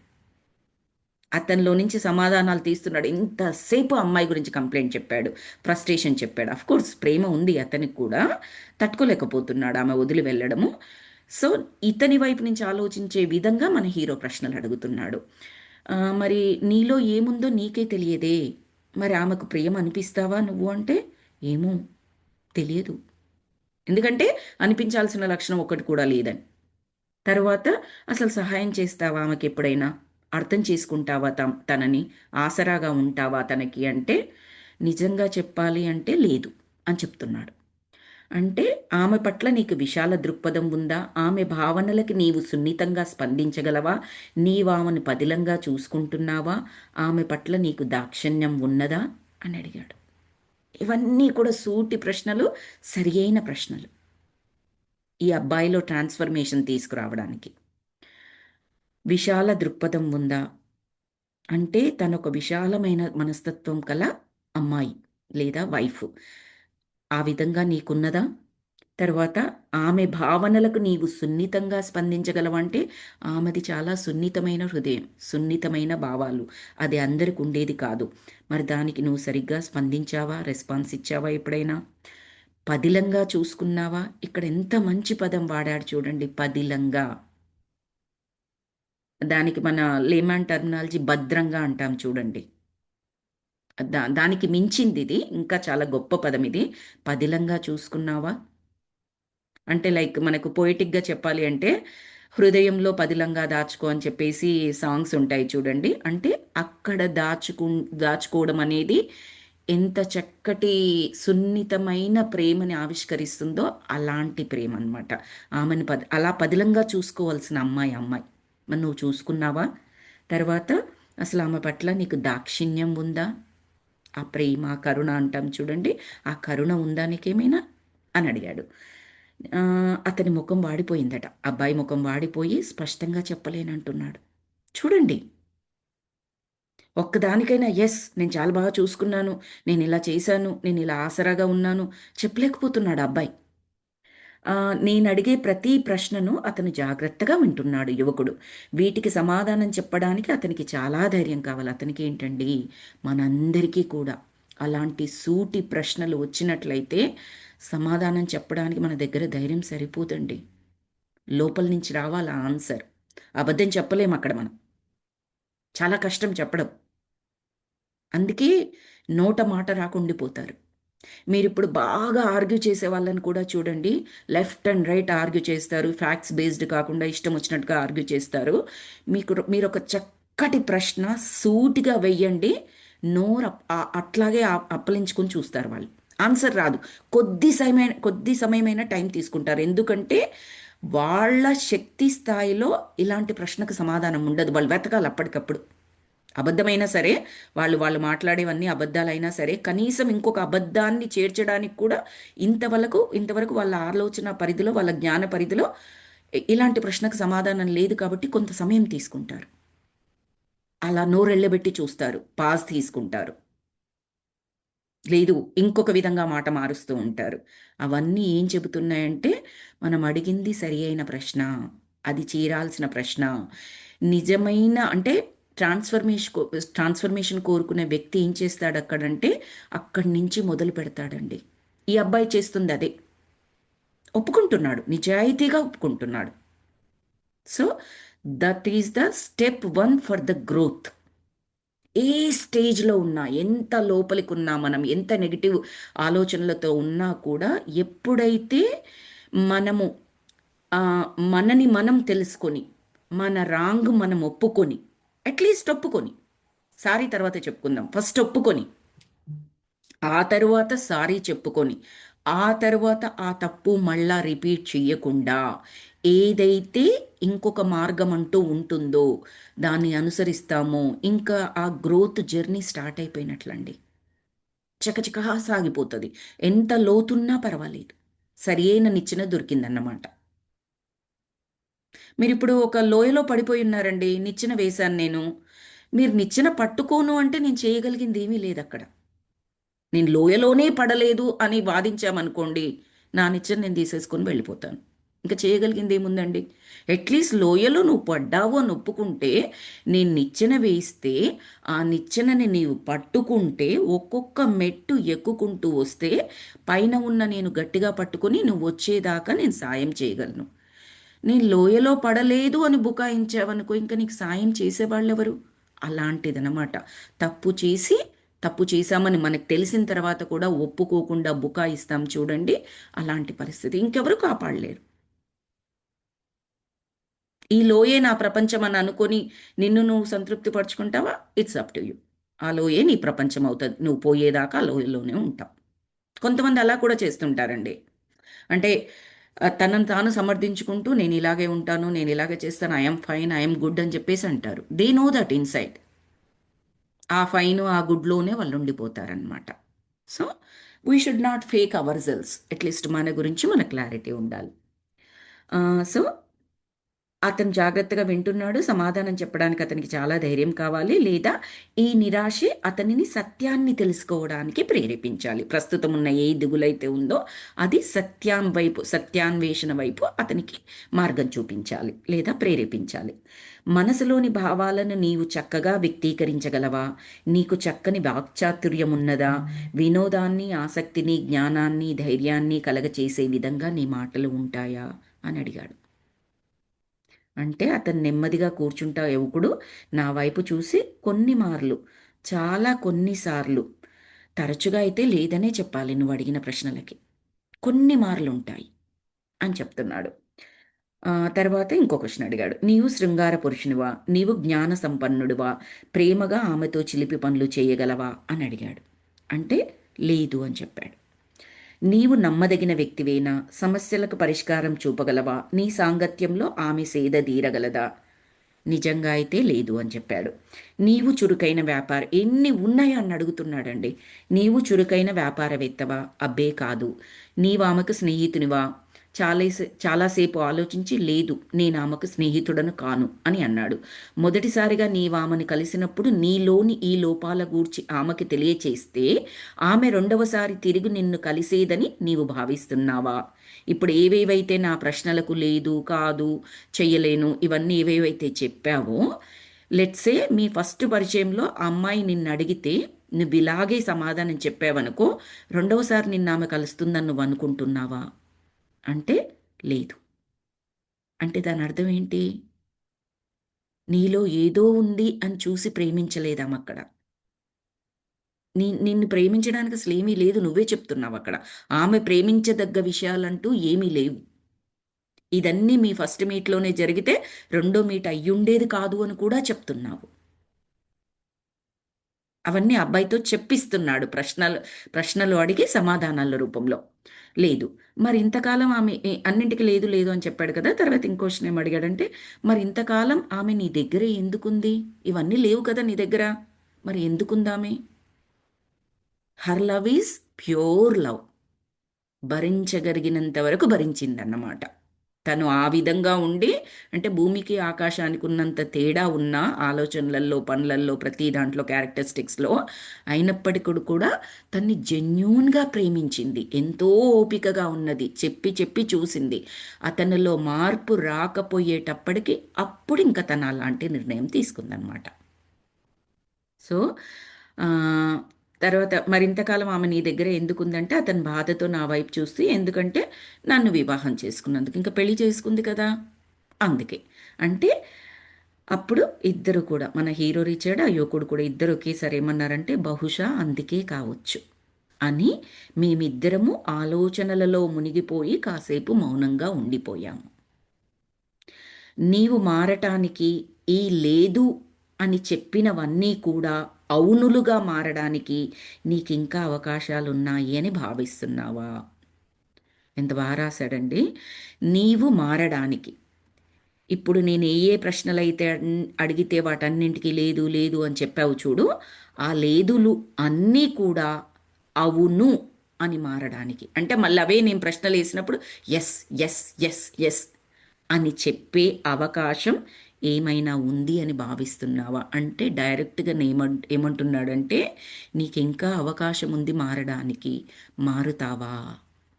ఏవైతే నువ్వు లేదు అని చెప్పావో వాటన్నింటినీ సరిదిద్దుకుంటావా?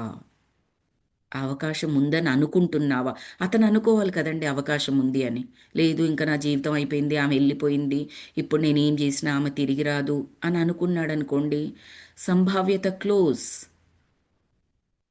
కానీ ఉన్నాయి, ఇన్ఫినిట్ ఉంటాయి ఆపర్చునిటీస్. అది కూడా చెప్పకనే చెప్తున్నాడు మన రచయిత. నీకు అవకాశం ఉందనుకుంటున్నా. మనం వింటున్న స్టోరీ ప్రకారం అయితే ఇదంతా ఒక సినిమా లాగా మనం ఊహించుకుంటే, ఆ అమ్మాయి వెళ్ళిపోయింది ఇంకా వదిలేసుకొని. ఇన్నేళ్లు భరించి వదిలేసి వెళ్ళిపోయింది. ఇంకేం ఛాన్స్ ఉంటుంది? ఇంకా హీరో గారు వెళ్ళి అడిగినా కూడా ఆ అమ్మాయి ఒప్పుకోదు. భరించి భరించి ఆ అమ్మాయి అంత సుగుణాల రాశి, ఇంత అది ఇది, ఈ అబ్బాయికి ఏమీ లేదు, ఏముందని ఒప్పుకుంటది? ఆడియన్స్గా మనం కూడా అంగీకరిస్తాం. అట్లీస్ట్ ఆ అమ్మాయి అయినా తన జీవితాన్ని ఇంకొకరితో పంచుకున్నా తను అలాగే ఉన్నా కూడా చాలా బాగుంటుంది. ఆడియన్స్గా మనం కూడా అంగీకరించే లెవెల్లో ఉంటుంది కదా ఈ సీన్ అంతా కూడా. కానీ రచయిత ఏం చెప్పదలుచుకున్నారంటే, నో, అవకాశాలుంటాయి ఇప్పటికి కూడా. You can start, restart. తర్వాత ఆ అబ్బాయి ఏం చేశాడంటే, నువ్వు అవునులుగా మార్చుకోవడానికి అవకాశాలు ఉన్నాయని భావిస్తున్నావా అని అడిగితే, తాను చెప్పిన సమాధానాలకు తానే అసహించుకున్నట్టుగా ముఖం పెట్టి, మారడానికి నాకు ఇంకా అవకాశాలున్నాయని భావిస్తున్నాను, ఆమెకు మంచి స్నేహితునిగా, మంచి భర్తగా అంటూ ఆగిపోయి, అంటే అలా అంటూ కొద్దిసేపు ఆగిపోయాడు. ఆగి ఆమెకు ఇంకా ఏ విధంగా ఉంటే నచ్చుతానో అని ఆలోచించసాగాడు. అబ్బాయిలో మార్పు వచ్చేసింది. చక్కటి ప్రశ్నల వల్ల ఆ అబ్బాయిలో సూటిగా అవి తగిలిపోయి, అబద్ధాలు కూడా చెప్పలేని విధంగా తనలో నుంచి మొత్తం బయటికి వచ్చేసి, నేను మారాలి, మారాల్సింది నేను, ఆ అమ్మాయి కాదు, ఆ అమ్మాయిలో ఏమీ లేదు అని, ఆమెకు మంచి స్నేహితునిగా, మంచి భర్తగా ఇంకా ఏ విధంగా ఉంటే నచ్చుతానో ఆ విధంగా అన్నీ కూడా. Now he's thinking about in terms of her thoughts. అంటే ఆమె ఓరియంటేషన్లో ఆలోచిస్తున్నాడు, ఎలా ఉంటే నచ్చుతాను, అన్నీ ఉన్నాయి కదా అమ్మాయిలో. నీవు కోల్పోయిన ఈ అర్హతలు, సుగుణాలను నీవు తిరిగి పొందితే నీకేమైనా నష్టమా? వీటన్నింటినీ నీవు సక్రమంగా నిర్వహిస్తే నీవేమైనా తరిగిపోతావా? మన హీరో కాస్త వెటకారంగా అడిగాడు. ఇప్పుడు ఏవైతే ఉన్నాయో నేను చెప్పినవన్నీ, ఆ అర్హతలు, సుగుణాలన్నీ తిరిగి పొందితే ఏమైనా నష్టమా నీకు? ప్రయత్నించవచ్చు కదా. అన్నీ సక్రమంగా నిర్వహించావనుకో, నీవేమైనా తరిగిపోతావా? చెయ్యొచ్చు కదా ఆ పనులన్నీ కూడా అన్న టైప్లో వెటకరంగా చెప్పాడు. ఏమీ లేదు అని చెప్పాడు యువకుడు. ఏమి కాను అంటే, అలా ఏమీ తరిగిపోను, నాకేమీ నష్టం లేదు, చాలా మంచిది అని చెప్తున్నాడు. వీటిని ప్రయత్నిస్తే నీవు కోల్పోవున్నది ఏమైనది ఉన్నదా? అంటే ఇవన్నీ నేను చెప్పినవన్నీ నువ్వు చేంజ్ చేసుకున్నావనుకో, ఏమైనా కోల్పోతాను అనుకుంటున్నావంటే అబ్సల్యూట్లీ నథింగ్ అని చెప్తాడు. ఏమీ లేదు అని చెప్తాడు.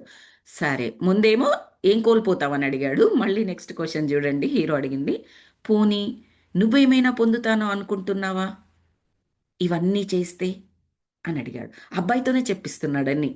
అంటే అవును, నేను ఎన్నింటినో తిరిగి పొందవచ్చు. ఈ ఆలోచన అతనికి చాలా కొత్తదైనట్లు చెప్పాడు చివరికి. ఎందుకంటే ఒక్కసారి కూడా తనలో తాను తొంగి చూసుకోవట్లేదు. అమ్మాయి ఏదైనా చెబుతూ ఉన్నప్పుడు దాన్ని కంప్లైంట్గా చూశాడు. ఆమె ఒక పిచ్చిది, ఈ ప్రపంచానికి అంత పిచ్చి పనికిరాదు అన్న టైప్లో చూశాడు, కానీ తన వైపు తొంగి చూసుకోలేదు. ఇప్పుడు తొంగి చూసుకున్నాడు కాబట్టి అవన్నీ మారితే నేను ఎన్నింటినో తిరిగి పొందవచ్చు. ఆలోచన చాలా కొత్తగా ఉన్నది. ఆమె తిరిగి నన్ను ప్రేమిస్తుంది అనుకుంటున్నాను. అదే జరిగితే మేము తిరిగి సంతోషంగా జీవితాన్ని గడపగలము. అతను గతాన్ని అవలోకనం చేసుకుంటూ, అప్పుడు ప్రతి క్షణం మహదానందంగా శోభిస్తుంది. మేము తిరిగి కొత్త ఆలోచనలని శోధిస్తాము. అది చాలా ఉద్విగ్నభరితంగా ఉంటుంది. మాకు మంచి కాలం రావాలి, కానీ తిరిగి మేము ఎంతో అన్యోన్యంగా జీవించడానికి ఇష్టపడతాము అని అంటూ కాసేపు ఆగి ఆ తర్వాత మళ్ళీ మొదలుపెట్టాడు. తిరిగి తాను నమ్మిన సత్యాన్ని చెప్పసాగాడు. నిజానికి నేనామెకు మరింత చక్కగా అన్నింటా సహాయం చేయగలను. ప్రతి విషయంలోనూ నేనామెకు సహాయపడటానికే ఉన్నాను. వాస్తవానికి, ఇది బాగా వినండి, వాస్తవానికి నా సహాయం ఏదీ లేకున్నా కూడా ఆమెకన్నీ సులభ సాధ్యాలే. అంటే తనకు కష్టమై ఇతన్ని చేయమని చెప్పట్లేదు. ఆ మార్గం మంచిది, అలా ఉండాలి అని చెప్పడానికి చెబుతోంది. అతనిలో ట్రాన్స్ఫర్మేషన్ గురించి, ఆమెకి సహాయం కావాలని కాదు. ఇతనే చెప్తున్నాడు, వాస్తవానికి నా సహాయం ఏదీ లేకున్నా గుట్టలు గుట్టలుగా ఉన్న అన్ని పనులు కూడా అన్నీ సులభ సాధ్యాలే ఆమెకి. కానీ నేను ఆమెకి సహాయపడితే, నా వంతు కర్తవ్యాన్ని పూర్తి చేస్తే తిరిగి నేను నా ఆత్మగౌరవాన్ని పొందగలనని అనుకుంటున్నాను. అంటే ఇవన్నీ మార్పొస్తే నేనేమో ఆమెను ఉద్ధరించడం కాదు, నా ఆత్మగౌరవాన్ని నేను పొందగలుగుతాను. నా కొరకు నేను ట్రాన్స్ఫర్మ్ అవుతున్నాను, ఆమె కొరకు కాదు. ఆమెకు సహాయం చేస్తే ఆమెకు ఒరిగేది అంటూ ఏమీ లేదు, సాయం చేయకపోతే ఆమె నష్టపోయేది ఏమీ లేదు. ఇవన్నీ చేయడం వల్ల నాకు అభివృద్ధి, నా పురోగాభివృద్ధి జరుగుతుంది, నా ఆత్మ పరిణితి ఉంటుంది అని చెప్పేసి చెప్తున్నాడు. ఆ, ఇంకొక 1.5 పేజ్ ఉంది మాస్టర్స్, చదవమంటారా, కంటిన్యూ చేయమంటారా? ఇట్స్ ఇండియా మాస్టర్స్కి ఎస్పెషల్లీ టైం లేట్ అవుతుంది కదా, కంటిన్యూ చేయమంటారా ప్లీజ్? ఎవరైనా ఒకటి అంటే ఓకే చదవండి. అయితే ఓకే. చదవనా? Okay, thank you. సో ఆ యువకుడు లేచి నిలబడి అద్దంలో తన ముఖాన్ని చూసుకొని తల విదిల్చి తన సామాన్లను సర్దుకోసాగాడు. ఇంత త్వరగా అతనిలో పరివర్తన కలగడం నాకు ఆశ్చర్యంగా ఉంది అని అన్నాడు మన హీరో. మనందరికీ తెలుసు ఎందుకు అంత తొందరగా పరివర్తన కలిగింది. ఎలా మొదలుపెట్టాడు యువకుడు చాప్టరు? ఒక చక్కటి ప్రశ్న ద్వారా. సో మనము కూడా ఇతరుల్లో మార్పులు తీసుకురావాల్సిన అవసరం, బాధ్యత మనకు ఉన్నట్లయితే, ఆ కర్తవ్యం మన మీద ఉన్నట్లయితే, ఒక చక్కటి ప్రశ్న ద్వారా మనం అవతల వారిలో మార్పు తీసుకురాగలిగేటట్లుగా, అంటే ఆ సహాయాన్ని, ఆ ప్రశ్నని ఎలా అడగాలి, ఏ ప్రశ్న చక్కనైన ప్రశ్న, ఆ పర్టికులర్ సమస్యకి, ఆ పర్టికులర్ పర్సన్కి మనం యూనివర్స్ని అడిగి ఆ సహాయాన్ని పొందవచ్చండి. చక్కటి ప్రశ్న ద్వారా, అంటే మన ఇంటెన్షన్ రైట్ ఉందనుకోండి, మనం అడిగే ప్రతి వాటికి మనకు ఆన్సర్ దొరుకుతుందండి, తప్పకుండా దొరుకుతుంది. ఆగమేఘాల కూడా ఆగమేఘాల మీద పడి దొరుకుతుందండి. అంటే యూనివర్స్ అంత ఆవేశంగా మన దగ్గరకు వచ్చి ఆన్సర్ ఇవ్వడానికి ఉంటుంది. మనం అప్రమత్తంగా ఉండాలి, అవేర్నెస్తో ఉండాలి. ఓ నేను ఈ ప్రశ్న వేశాను, ఈ ఈ ఎదురుగా ఈ సిచ్యువేషన్ లేదా ఈ పర్సన్ ఇది మాట్లాడుతున్నాడంటే నా ప్రశ్నకి ఇది సమాధానం, నేను ఇలా ఉండాలి, ఇలా మాట్లాడాలి, అప్పుడు అవతల వారిలో ఆ ట్రాన్స్ఫర్మేషన్ తీసుకురాగలను. ప్రశ్న అన్నది చాలా గొప్పది, సరి అయిన ప్రశ్న. సో ఆ, ఇప్పుడు మన హీరో అనుకుంటున్నాడు అతనిలో ఇంత త్వరగా పరివర్తన రావడం చాలా ఆశ్చర్యంగా ఉంది. ఇదంతా నాకు నేను ఎందుకు చేసుకోలేకపోయాను, నిజానికి ఎవరి సహాయం లేకుండా స్వయంగా నాకు నేను అంతా చేసుకోగలనే అనుకుంటాను అని అన్నాడు యువకుడు. ఆ యువకుడు ఏమంటున్నాడంటే, చాలా బాగుంది కానీ నేను ఎందుకు చేసుకోలేకపోయాను, ఇంతవరకు ఎందుకు ఆలోచించలేకపోయాను, నా మనస్సాక్షి రూపంలో నువ్వు నా ఎదురుగా వచ్చి ఇలా ప్రశ్నలు అడిగితే అప్పుడు వచ్చింది ఏంటి పరివర్తన. ఈ లోపలికి మనస్సాక్షి రూపంలో అంటే లోపలికి వెళ్ళిపోయాడు. ఆ లోపలికి వెళ్ళి మాట్లాడుకుంటే వచ్చిన ప్రశ్నలు సమాధానాలే ఇవన్నీ ఆ యువకుడికి. మామూలుగా నాకు ఎందుకు రాలేదు, అంత డీప్ డౌన్ ఉన్నాయన్నమాట. అవన్నీ బయటకు తీసుకురావాల్సిన అవసరం ఏర్పడింది, ఆ శక్తి సమకూర్చుకోవాల్సి వచ్చింది ఆ అబ్బాయి. సో నీవు ఈ దుస్థితికి ఒక్క రోజులో దిగజారలేదు, ఇది కొన్ని సంవత్సరాలుగా జరుగుతోంది. నీ పూర్వ వైభవాన్ని పొందటానికి నీకెన్ని సంవత్సరాలు పడుతుందో నీకేమైనా తెలుసా అని హెచ్చరిస్తున్నట్లుగా అడిగాడు మన హీరో. ఇది ఓవర్ నైట్ కాదు బాస్, నీకు జరిగింది ఎన్నో సంవత్సరాలుగా నీ నెగ్లిజెన్స్, నిన్ను నువ్వు పట్టించుకోకపోవడం, కంప్లైంట్ రూపంలో అమ్మాయి మీద కంప్లైంట్ రూపంలో ఉండడం వల్ల జరిగింది. ఇప్పుడు నువ్వు చేసిన డ్యామేజ్ అదంతా కరెక్ట్ చేసుకోవడానికి అసలు ఎన్ని సంవత్సరాలు పడుతుందో ఊహించగలవా అని అడిగాడు. అంటే ఆ యువకుడు నా ప్రశ్నకు హతాశుడయ్యాడు. లేదు, నేనంతకాలం వేచి చూడలేను, ఇప్పుడే సంపూర్ణంగా మారిపోయాను అని అన్నాడు. అంటే ఏంటి అంత త్వరగానా? మాటలు చెప్పినంత ఈజీ కాదు కదండి మార్పు అంటే, చేతల్లో కూడా కనిపించాలి కదా. సో ఏంటి అంత త్వరగానా అని అడిగాడు మన హీరో. ఎప్పుడైతే, బాగా వినండి మాస్టర్స్, ఇది చాలా ఇంపార్టెంట్, ఎప్పుడైతే సమస్యను అర్థం చేసుకుంటామో ఆ క్షణమే మనం మారిపోతాము. దానికి అట్టే కాలం తీసుకోము. అతని ముఖం కాంతితో వెలగగా తిరిగి చెప్పడం మొదలుపెట్టాడు. కేర్ఫుల్గా రాశాడండి రచయిత ఇక్కడ. కాంతితో వెలగగా తిరిగి చెప్పడం మొదలుపెట్టాడన్న వాక్యం ఇక్కడ రాయాల్సిన పని మనకు లేదు. అంటే అతనిలో మార్పు ఆ వెలుగు రూపంలో కనిపిస్తోంది, తేజస్సు రూపంలో కనిపిస్తోంది ఇక్కడ. ఎందుకంటే సమస్యను అంత బాగా అర్థం చేసుకున్నాడు. సమస్యను అర్థం చేసుకుంటే సగం సొల్యూషన్ వచ్చినట్లే అండి. ఈ సాఫ్ట్వేర్ ఇండస్ట్రీలో కూడా ఒక డైలాగ్ ఉంటూ ఉంటుంది ఆల్ ద టైమ్. మీకు ఇష్యూ రిపోర్ట్ చేశారనుకోండి, ఆ ఇష్యూ ఏంటి అన్నది అర్థం చేసుకుంటే చాలు, సొల్యూషన్ అయిపోయినట్లే, ఫిక్స్ అయిపోయినట్లే, సగం ఫిక్స్ చేసేసినట్టే ఆ ప్రాబ్లమ్ని అని చెప్తూ ఉంటారనమాట. నిజానికి జీవితంలో కూడా అంతే. సమస్యను అర్థం చేసుకుంటే ఆ క్షణమే మనం మారిపోతాం. అర్థము అంటే పూర్తిగా అండి, ఏదో పైన పైన మాటల్లో కాదు, మనం మభ్య పెట్టుకోకూడదు. సో అతని ముఖం కాంతితో వెలగగా తిరిగి చెప్పడం మొదలుపెట్టాడు. నా చేతికి ఎవరో ఒక విషనాగును అందించారు. దానిని కింద పడవేయడానికి ఎంత సమయం పడుతుందండి నాకు? కానీ దానిని నేను చాలా కాలం అలాగే పట్టుకొని తిరిగాను. ఓరి దేవుడా అని అంటున్నాడు. యువకుడు ఏమంటున్నాడంటే, నేను ఇంతవరకు ఒక విషపు నాగువలె అంటే నాలో ఇంత పెట్టుకొని రియలైజ్ అవ్వలేదు. ఇదంతా విషమని తెలిసినప్పుడు దాన్ని వదిలేయడానికి ఎంత టైం కావాలి? రోజుల తరబడి కావాలా? ఇమ్మీడియట్గా కక్కెయ్యను. అది విషమని తెలిస్తే ఇమ్మీడియట్గా పాయిజన్ అంతా తీసేసేయాలి కదండి. ఇప్పుడు ఎవరికైనా విషపు నాగు కరిచింది, డాక్టర్ దగ్గరికి తీసుకెళ్తే ఆ అబ్బాయికి ఇంకా వేరే రోగాలు ఎన్ని ఉండని ఫస్ట్ ఏం చేస్తాడు? విషం బయటికి తీస్తాడు. ఇంకేమైనా రోగాలు ప్రాబ్లమ్స్ ఉంటే తర్వాత ట్రీట్ చేస్తాడు. ముందు తీయాల్సిందేంటి? విషం బయటికి తీయాలి. సో ఇప్పుడు నాలోని విషాన్ని నేను బయటికి తీసుకున్నాను. దానికి ఎంత టైం కావాలేంటి? సంపూర్ణంగా మారిపోయాను. ఇలాగే చాలామంది చేస్తూ ఉంటారు. కానీ నేను అందరిలాంటి వాడిని కాదు. ఇందులో ఆమె తప్పు ఉందని నాకు స్పష్టంగా తెలుసు. సమస్య పరిష్కారానికి నాకే మార్గం కనిపించడం లేదు. ఎందుకంటే అన్నీ సవ్యంగా జరగడానికి ఆమె కూడా మారాల్సి ఉంది. ఇదంతా పూర్తిగా నా వల్లే అయితే నేను తక్షణం మార్చివేస్తాను. నేను పరివర్తన చెందడమే కాకుండా కొంతకాలం పాటు వేచి చూస్తాను. అప్పటికీ మేము సంతోషంగా లేకపోతే అప్పుడు ఆమె పరివర్తన గురించి మనం మాట్లాడుకుందాం. అంటే నా వైపు నుంచి నేను ముందుగా అన్నీ చేస్తాను, ఆమెకు నమ్మకం కలిగిస్తాను. నమ్మాలి అంటే ఆమె కూడా నమ్మదు కదండి. ఇతనిలో మార్పు వచ్చింది, అతనికి తెలుస్తోంది. బట్ అతని పరివర్తనలో మార్పు చూస్తేనే కదా ఆమెకు నమ్మకం కలిగేది. వెయిట్ చేస్తాను, ఆ ఓపిక వహిస్తాను అంటున్నాడు. వాటన్నిటికి కూడా ఆమె పరివర్తన గురించి అప్పుడు అంటే సంతోషంగా అప్పటికీ లేకపోతే అప్పుడు ఆమె పరివర్తన గురించి మనం అప్పుడు ఆమెలో ఏమైనా మార్పులు చేసుకోవాలా అప్పుడు మాట్లాడుకుందాం. అతను లేచి నా వైపు చూస్తూ, నిన్నో ప్రశ్న అడగాలనుకుంటున్నాను. నీవు నేను ఒకటే కదా, మరి నీవేసిన ప్రశ్నలను నాకు నేను ఒక నెల క్రితమే ఎందుకు వేసుకోలేదు అని అడిగాడు. నువ్వు నా మనస్సాక్షివే కదా, ఈరోజు ఎందుకు వచ్చి ఇన్ని ప్రశ్నలు వేసావు? ఇంతకుముందు ఎందుకు నన్ను ఈ విధంగా అడగలేదు నువ్వు? అంతే కదండి. సడన్గా మనకు ప్రశ్న ఉదయిస్తుంది, లేదు ఒక ఆన్సర్ తడుతుంది. మనం ఇన్ని రోజులు ఎందుకు రాలేదబ్బా నాకు ఇది? బికాస్ అది ప్రశ్న అయినా సమాధానమైనా దాని యొక్క శక్తి స్థాయి, ఎనర్జీ స్థాయికి ఈరోజు ఈ క్షణం మనం వచ్చాము కాబట్టి అది మన ముందరకు వస్తుంది. ప్రతీది మనలోనే ఉంటుందండి.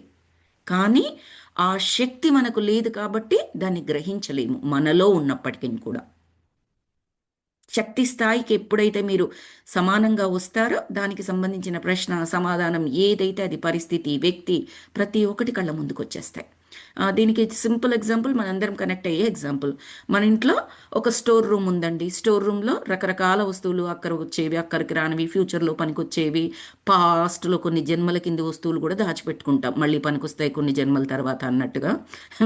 సారీ అండి, నేను వెటకరంగా అంటున్నాను, ఎందుకంటే I really hate that process అనమాట. అలా దాచిపెట్టుకోవడం అనేది నాకు అంతగా ఇష్టం ఉండదు. సో స్టోర్ రూమ్లో మనం అలా పడేసుకుంటూ ఉంటాము. అందులో మనకి ఏదైనా అవసరం ఉన్నది ఉంటుంది, కానీ అప్పటికే దాని మీద వందల వేల వస్తువులు పెట్టాం కాబట్టి అది మనకు కనపడుతుందా అండి? ఇంట్లో ఉందని కూడా మనకు తెలియదు. ఆ వస్తువు మళ్ళీ మనకు కావాల్సి వస్తే సింపుల్గా వెళ్ళి బయటికి వెళ్ళి కొనుక్కొచ్చుకుంటాం, పక్కింటి వాళ్ళని వెళ్ళి తెచ్చుకుంటాం. ఇన్ కేస్ మనకు ఉందని తెలిసినా కూడా అబ్బా ఇప్పుడు అన్ని వాటిల్లోకి వెళ్ళి వెనక వెళ్ళి తెచ్చుకోవాలా దాన్ని? ఉందని తెలిసిన తర్వాత కూడా ఈ పక్కింటికి వెళ్ళి తీసుకొస్తే ఈజీగా అయిపోతుంది కదా. అలాంటిదేనండి. మనం ఎప్పుడైతే అవేర్నెస్తో ఉండి అవసరమైనవి మాత్రమే మన లోపల పెట్టుకొని ఎప్పటికప్పుడు మనం శుద్ధి చేసుకుంటూ శుభ్రం చేసుకుంటూ ఆలోచనలను నేను చెప్పేది శుద్ధి చేసుకున్నామనుకోండి, ప్రతీది క్రిస్టల్ క్లియర్గా ఉంటుంది. మనకి ఏది కావాలి అంటే అది మనము గ్రాబ్ చేసుకోవచ్చు, తీసుకోవచ్చు దాన్ని. ఈ సమస్య వచ్చింది, దానికి ఏంటి అంటే మీకు చక్కటి తేట నీటిలో అంటే కదలకుండా ఉన్న నీటిలో ప్రశాంతంగా ఎలా ఉంటుందండి, అడుగున ఉన్నవి కూడా కనపడినట్లుగా మనము అంత ప్రశాంతంగా ఉన్నట్లయితే మన లోపల ఏమి ఉంది, మన సమస్యకి ఏంటి పరిష్కారం క్లియర్గా కనపడుతుంది. ఇప్పుడు జరిగింది కూడా అదే అబ్బాయికి. సో అదే అడిగాడు, మరి నేనెందుకు వేసుకోలేదు ఇప్పటి వరకు అని చెప్పేసి అడిగాడు. అంటే మన హీరో ఏం అడిగాడు, మళ్ళీ ప్రశ్న వేశాడు. అబ్బాయి ప్రశ్న వేస్తే ఈయన మళ్ళీ ఏమంటున్నాడంటే, అదే అదే నేను అడుగుతున్నా, ఎందుకు వేసుకోలేదు నువ్వు ఇప్పటి వరకు అని మళ్ళీ అతన్ని అడిగాడు. అంటే నాకు తెలియదు నా సమస్యల పరిష్కారానికి ఆవిడ సహకరించకపోగా మరింత తీవ్రతరం చేసిందనే అపోహతో ఆమె మీద కోపం పెంచుకుని నన్ను నేను మరిచిపోయాను. అంతేకాదు నేను ప్రేమించిన వ్యక్తి ఎంతగా మారిపోయిందో అని తలుచుకుంటే నా స్థితికి నాకే జాలి వేసేది. అంటే ఇదంతా కూడా ఈ కోపము, చిరాకు, అపోహ, ఆ, అర్థం చేసుకోలేకపోవడము, ఆమె మీద అవన్నీ ఉన్నాయి కదా భార్య మీద, ఇవన్నీ కూడా ఏమని చెప్పొచ్చు, పనికిరాని వస్తువులు, స్టోర్ రూమ్లో పెట్టుకున్నవి పనికిరాని వస్తువులు కిందగా చెప్పొచ్చు. అందుకని ఆయనకు రాలేదు ఆలోచన. ఇందులో ఒక్కటి కూడా సహాయం చేసేది కాదు. ఆయనకున్న కోపం కానీ, ఆమె మీద కలుగుతున్న అంటే ఆమెను అర్థం చేసుకోలేకపోవడం కానీ, ఆ, తర్వాత ఈయన మీద ఈయనకు జాలి కలగడం కానీ, ఇందులో ఒక్కటి కూడా ఆయన సమస్యకి పరిష్కారం కాదు. పనికి మాలిన వంటి వాటితో ట్రావెల్ చేస్తూ వస్తున్నాడు. అందుకని అవసరం ఉన్నది నాకు కనిపించలేదు, రాలేదు ఆలోచన. సో అతను, అంటే ఆ యువకుడు తిరిగి పరుపుపై కూర్చుంటూ, నీవు ఇక్కడికి వచ్చినప్పుడు నేనేం ఆలోచిస్తున్నానో తెలుసా, నిరాశతో మునిగిపోయిన వ్యక్తి యొక్క చివరి చర్య ఏమిటో తెలుసా అని క్వశ్చన్ మార్క్ పెట్టి డాట్ డాట్ డాట్ అని ఇచ్చాడు. అంటే దాని అర్థం ఏంటంటే, బాల్కనీలో కదండి ఉన్నాడు, భార్య వదిలేసి వెళ్ళిపోయింది కదా, ఏమీ తోచట్లేదు, చనిపోవాలి అనుకున్నాడు. అందుకని ఈ అనుభవంలోకి వచ్చారనమాట మన హీరో హీరోయిన్.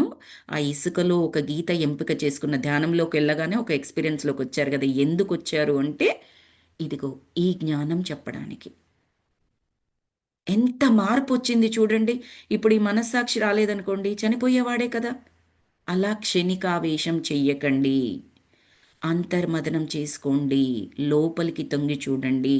ఎలాంటి సమస్యలున్నా, మీరు చనిపోవాల్సిన సమస్యలున్నా కూడా చేయకండి, ఆగండి, లోపలికి వెళ్ళండి, మనస్సాక్షిని అడగండి, సరి అయిన ప్రశ్నలు వేసుకోండి, సమాధానం దొరుకుతుంది. మీలో తప్పుంటే నిర్భయంగా బయటకు వస్తుంది అది. అప్పుడు మీకు కరెక్ట్ చేసుకోవడానికి అవకాశం ఉంటుంది. అది మనకు చెప్పడానికి రచయిత ఈ అనుభవంలోకి వెళ్ళి ఈ జ్ఞానాన్ని సేకరించి మనకు అందించారన్నమాట. సో అతను బాల్కనీలోకి నడిచి, చెప్పలేదు నేను చనిపోవాలనుకుంటున్నానని చెప్పలేదు, డాష్ డాష్ డాష్ అని పెట్టారు, మనం అర్థం చేసుకోవాలి. అతను బాల్కనీలోకి నడిచి వర్షానంతరం పరుచుకుంటున్న లేత సూర్యకిరణాలను చూస్తూ, దానికి సమాధానం ఏమిటంటే పరివర్తన చెందటం. నేను నా మనసును మార్చుకోకపోతే నేనామని పొందటానికి అర్హుడను కాను, కానీ ఇప్పుడు ఆమెని తిరిగి ఎలా సంతోషపెట్టగలనో నాకు తెలిసింది అని అన్నాడు. నీవు పరివర్తన చెందావని ఆమె ఎందుకు నమ్మాలి? నీ పరివర్తన తాత్కాలికం కాకూడదా? ఇంకా క్వశ్చన్స్ వేస్తున్నారు మన హీరో. నువ్వు మారిపోయావని ఏంటట నమ్మకం? ఇది టెంపరీ అయి ఉండొచ్చు కదా అంటే, అతను కాసేపు ఆలోచించి ఆ యువకుడు ముఖంలో తిరిగి విషాద ఛాయలు కమ్ముకొనగా, ఎస్, నీవన్నది సరి అయింది. నేను పరివర్తన చెందినట్లు ఎలా నిరూపించుకోవాలి? నేను మారినట్లు ఆమె గుర్తించడానికి కొన్ని రోజులు లేదా కొన్ని నెలలు పట్టొచ్చు కదా, లేదా అసలు గుర్తించకనే పోవచ్చు కదా. ఆమె నన్ను కలుసుకోవడానికి అసలు ఇష్టపడకపోవచ్చు కూడా కదా అంటూ నా వైపు తిరిగి, సత్యం ఏమిటంటే, ఇవన్నీ అంటున్నాడు. అతనికి కూడా అనిపించి మళ్ళీ, సత్యం ఏమిటంటే నేను పరివర్తన చెందాను అన్నది నా వరకు మాత్రమే. ఇక దానిని గుర్తించడమా లేదా లేక గుర్తిస్తే ఎలా ప్రతిస్పందించాలి అన్నది ఆమెకు సంబంధించింది. ఈ వాక్యం ఎందుకు రాశారు ఇక్కడ అంటే, ఆ, ఈ క్వశ్చన్స్ రాగానే మళ్ళీ ఏం చేస్తామంటే డ్రాప్ అయిపోతామండి మనము. ఆ మార్పు నుంచి ముందరికి వెళ్ళే దిశగా కాకుండా వెనక్కి వెళ్ళిపోతాం. అవును, నేను మారిపోయాను, నాకు తెలుసు, ఆమెను బాగా చూసుకోవాలనుకుంటున్నాను, కానీ ఇదంతా ఆమె నమ్మడానికి, ఎస్ అఫ్ కోర్స్, రోజులు పట్టొచ్చు, నెలలు పట్టొచ్చు. ప్రతి సిచ్యువేషన్లో ఇతను ఎలా బిహేవ్ చేస్తాడో నిజంగా ఆమె చూడాలి, అది నమ్మాలి, అప్పుడే పరివర్తన. బికాస్ ఎన్నో సంవత్సరాలు వెయిట్ చేసింది ఇతనిలో మార్పు గురించి. ఆ తర్వాతే ఈ డిసిషన్ తీసుకుంది. మళ్ళీ తిరిగి రావాలంటే ఆ పరివర్తన నమ్మకంగా కనిపించాలి. అదంతా జరిగే పని కాదులే, రోజులు నెలలు, పర్వాలేదులే, ఇంకా మొదలు వెళ్ళిపోయింది, నాదేదో నేను బ్రతుకుతాను, ఆమెదో, ఇలా డ్రాప్ అయిపోకుండా ఏమంటున్నాడు, అదంతా చెప్పి అంటూ నా వైపు తిరిగి అని రాశారు ఇక్కడ. ఆ యువకుడు అదంతా చెప్తూ, అమ్మ నన్ను కలవకపోవచ్చు, ఇష్టపడకపోవచ్చు, నమ్మకపోవచ్చు, ఇది అవ్వచ్చు, అన్ని నెగిటివ్ చెబుతూ మళ్ళీ నా వైపు తిరిగి, అంటే హీరో గారి వైపు తిరిగి, సత్యం ఏమిటంటే నేను పరివర్తన చెందాను అన్నది నాకు తెలుసు.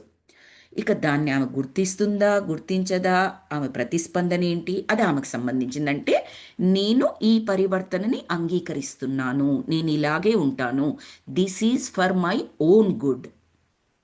ఆమెకు మంచిదవుతుంది, భార్యగా ఆమెకు చాలా మంచిదవుతుంది ఈ పరివర్తన.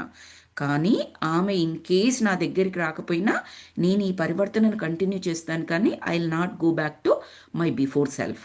ఇంతకు ముందున్నలాగా నేను వెళ్ళను. ఎందుకంటే సత్యం. ఇది ప్రశ్నలు ఎందుకు అడుగుతున్నాడు మన హీరో అంటే, ఇతనిలో వచ్చిన మార్పు ఎంత సరి అయినది అని గుచ్చి గుచ్చి తెలుసుకోవడానికి.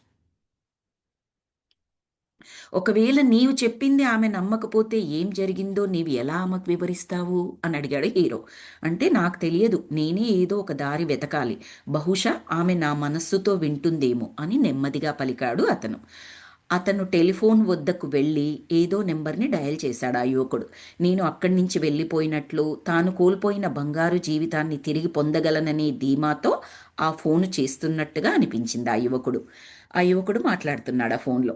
హాయ్ స్వీటీ, నీవు నన్ను వదిలేయాలి అని అనుకుంటే దానిని నేను అర్థం చేసుకోగలను, కానీ ఇప్పుడు నేనేమి నేర్చుకున్నానో నీకు తెలియచేయడం చాలా అవసరం. ఇమ్మీడియట్గా వెళ్ళి ఫోన్ చేశాడు. చేసి ఎంత చక్కగా మాట్లాడుతాడు. నువ్వు వదిలేయాలనుకుంటే కరెక్టే, అది నీ డిసిషన్ ఏదైతుందో అది రైటే, నేను అర్థం చేసుకుంటాను, కానీ ఇప్పుడు నేనేమి నేర్చుకున్నానో నీకు తెలియచేయాలంటే నాలో ఏ పరివర్తన వచ్చిందో నేను తెలియచేయాలి అనుకుంటున్నాను, ఆ తర్వాత నీ డిసిషన్ నీ ఇష్టం అన్న టైప్లో. అటువైపు కొన్ని వందల మైళ్ళ దూరంలో గల తన భార్య సంభాషణని తన మనస్సునే కళ్ళుగా చేసుకుని శ్రద్ధగా ఆలకిస్తున్నాడు. మనస్సునే కళ్ళుగా చేసుకుని అంటే ఆ కళ్ళల్లో కనిపిస్తుంది అవతల వాళ్ళ వైఫ్ ఏం మాట్లాడుతుంది, దానికి సంబంధించిన ఎమోషన్ ఆ అబ్బాయి కళ్ళలో మన హీరో గారికి కనిపిస్తుంది అనమాట. లేదు, నీవు చెప్పింది సరి అయింది అని చెప్పడానికి నేను నీకు ఫోన్ చేశాను, నేనే నీ సమస్యను భార్యకు చెప్తున్నాడు, నేనే దారి తప్పాను, నేనే స్వార్థంతో నీకు అన్యాయం చేశాను, ఇప్పుడు నేను ఎంత బాధపడుతున్నానో నీకు చెప్పలేకపోతున్నాను, నేను పూర్తిగా ఇదివరకటి వల్ల కాకుండా చాలా మారిపోయాను అని చెబుతున్నాడు. కాసేపు అటువైపు సంభాషణ విన్న తర్వాత, స్వీటీ, నేను నిన్ను హృదయపూర్వకంగా ప్రేమిస్తున్నాను, ఇంతకాలం నీవు నాతో ఉండటాన్ని ఇదివరకటి కంటే ఇప్పుడు బాగా అర్థం చేసుకుంటున్నాను, ప్రమాణం చేసి చెబుతున్నాను, నీవు నన్ను సంతోషపెట్టినట్లుగా నేను నిన్ను సంతోషపెడతాను. కాసేపు విన్న తర్వాత అతని పెదవులపై చిరునవ్వు కనిపించింది. ధన్యవాదాలు, నీకు వీలైతే నీ ప్రేమైన భర్తను చూడడానికి ఒకసారి తీరిక చేసుకుంటావు కదూ అంటూ పెట్టేశాడు ఆ ఫోన్. సో అక్కడితో వాళ్ళది అంటే మనము ఊహించేసుకోవచ్చు అనమాట. ఇతను చెప్పిన విధానం, ఇతనిలో పరివర్తన సరి అయినది కాబట్టి, నిజంగానే వచ్చింది కాబట్టి మళ్ళీ ఆ వైఫ్ వచ్చేస్తుంది, అదే జరుగుతుంది అనుకోండి. బికాస్ వర్తమానంలో లెస్లీ అంటే రిచర్డే కదండి భార్యాభర్తలు, ఇది వాళ్ళ పాస్ట్లో జరిగింది కదా ఒకానొక సంఘటన. సో కథ సుఖాంతం అదన్నమాట. The end. ఆ చాప్టర్కి 15th చాప్టర్ ఇస్ డన్ అండి. Thank you so very much for your cooperation. It's been 1.5 hours. చాలా ఓపికతో విన్నారు చెప్పిందంతా కూడా. Thank you so very much. Masters ఏదైతే చెప్పించారో అది చెప్పానండి ఇక్కడ. Thank you. థ్యాంక్ యూ అండి. Thank you so very much. Let me stop the recording.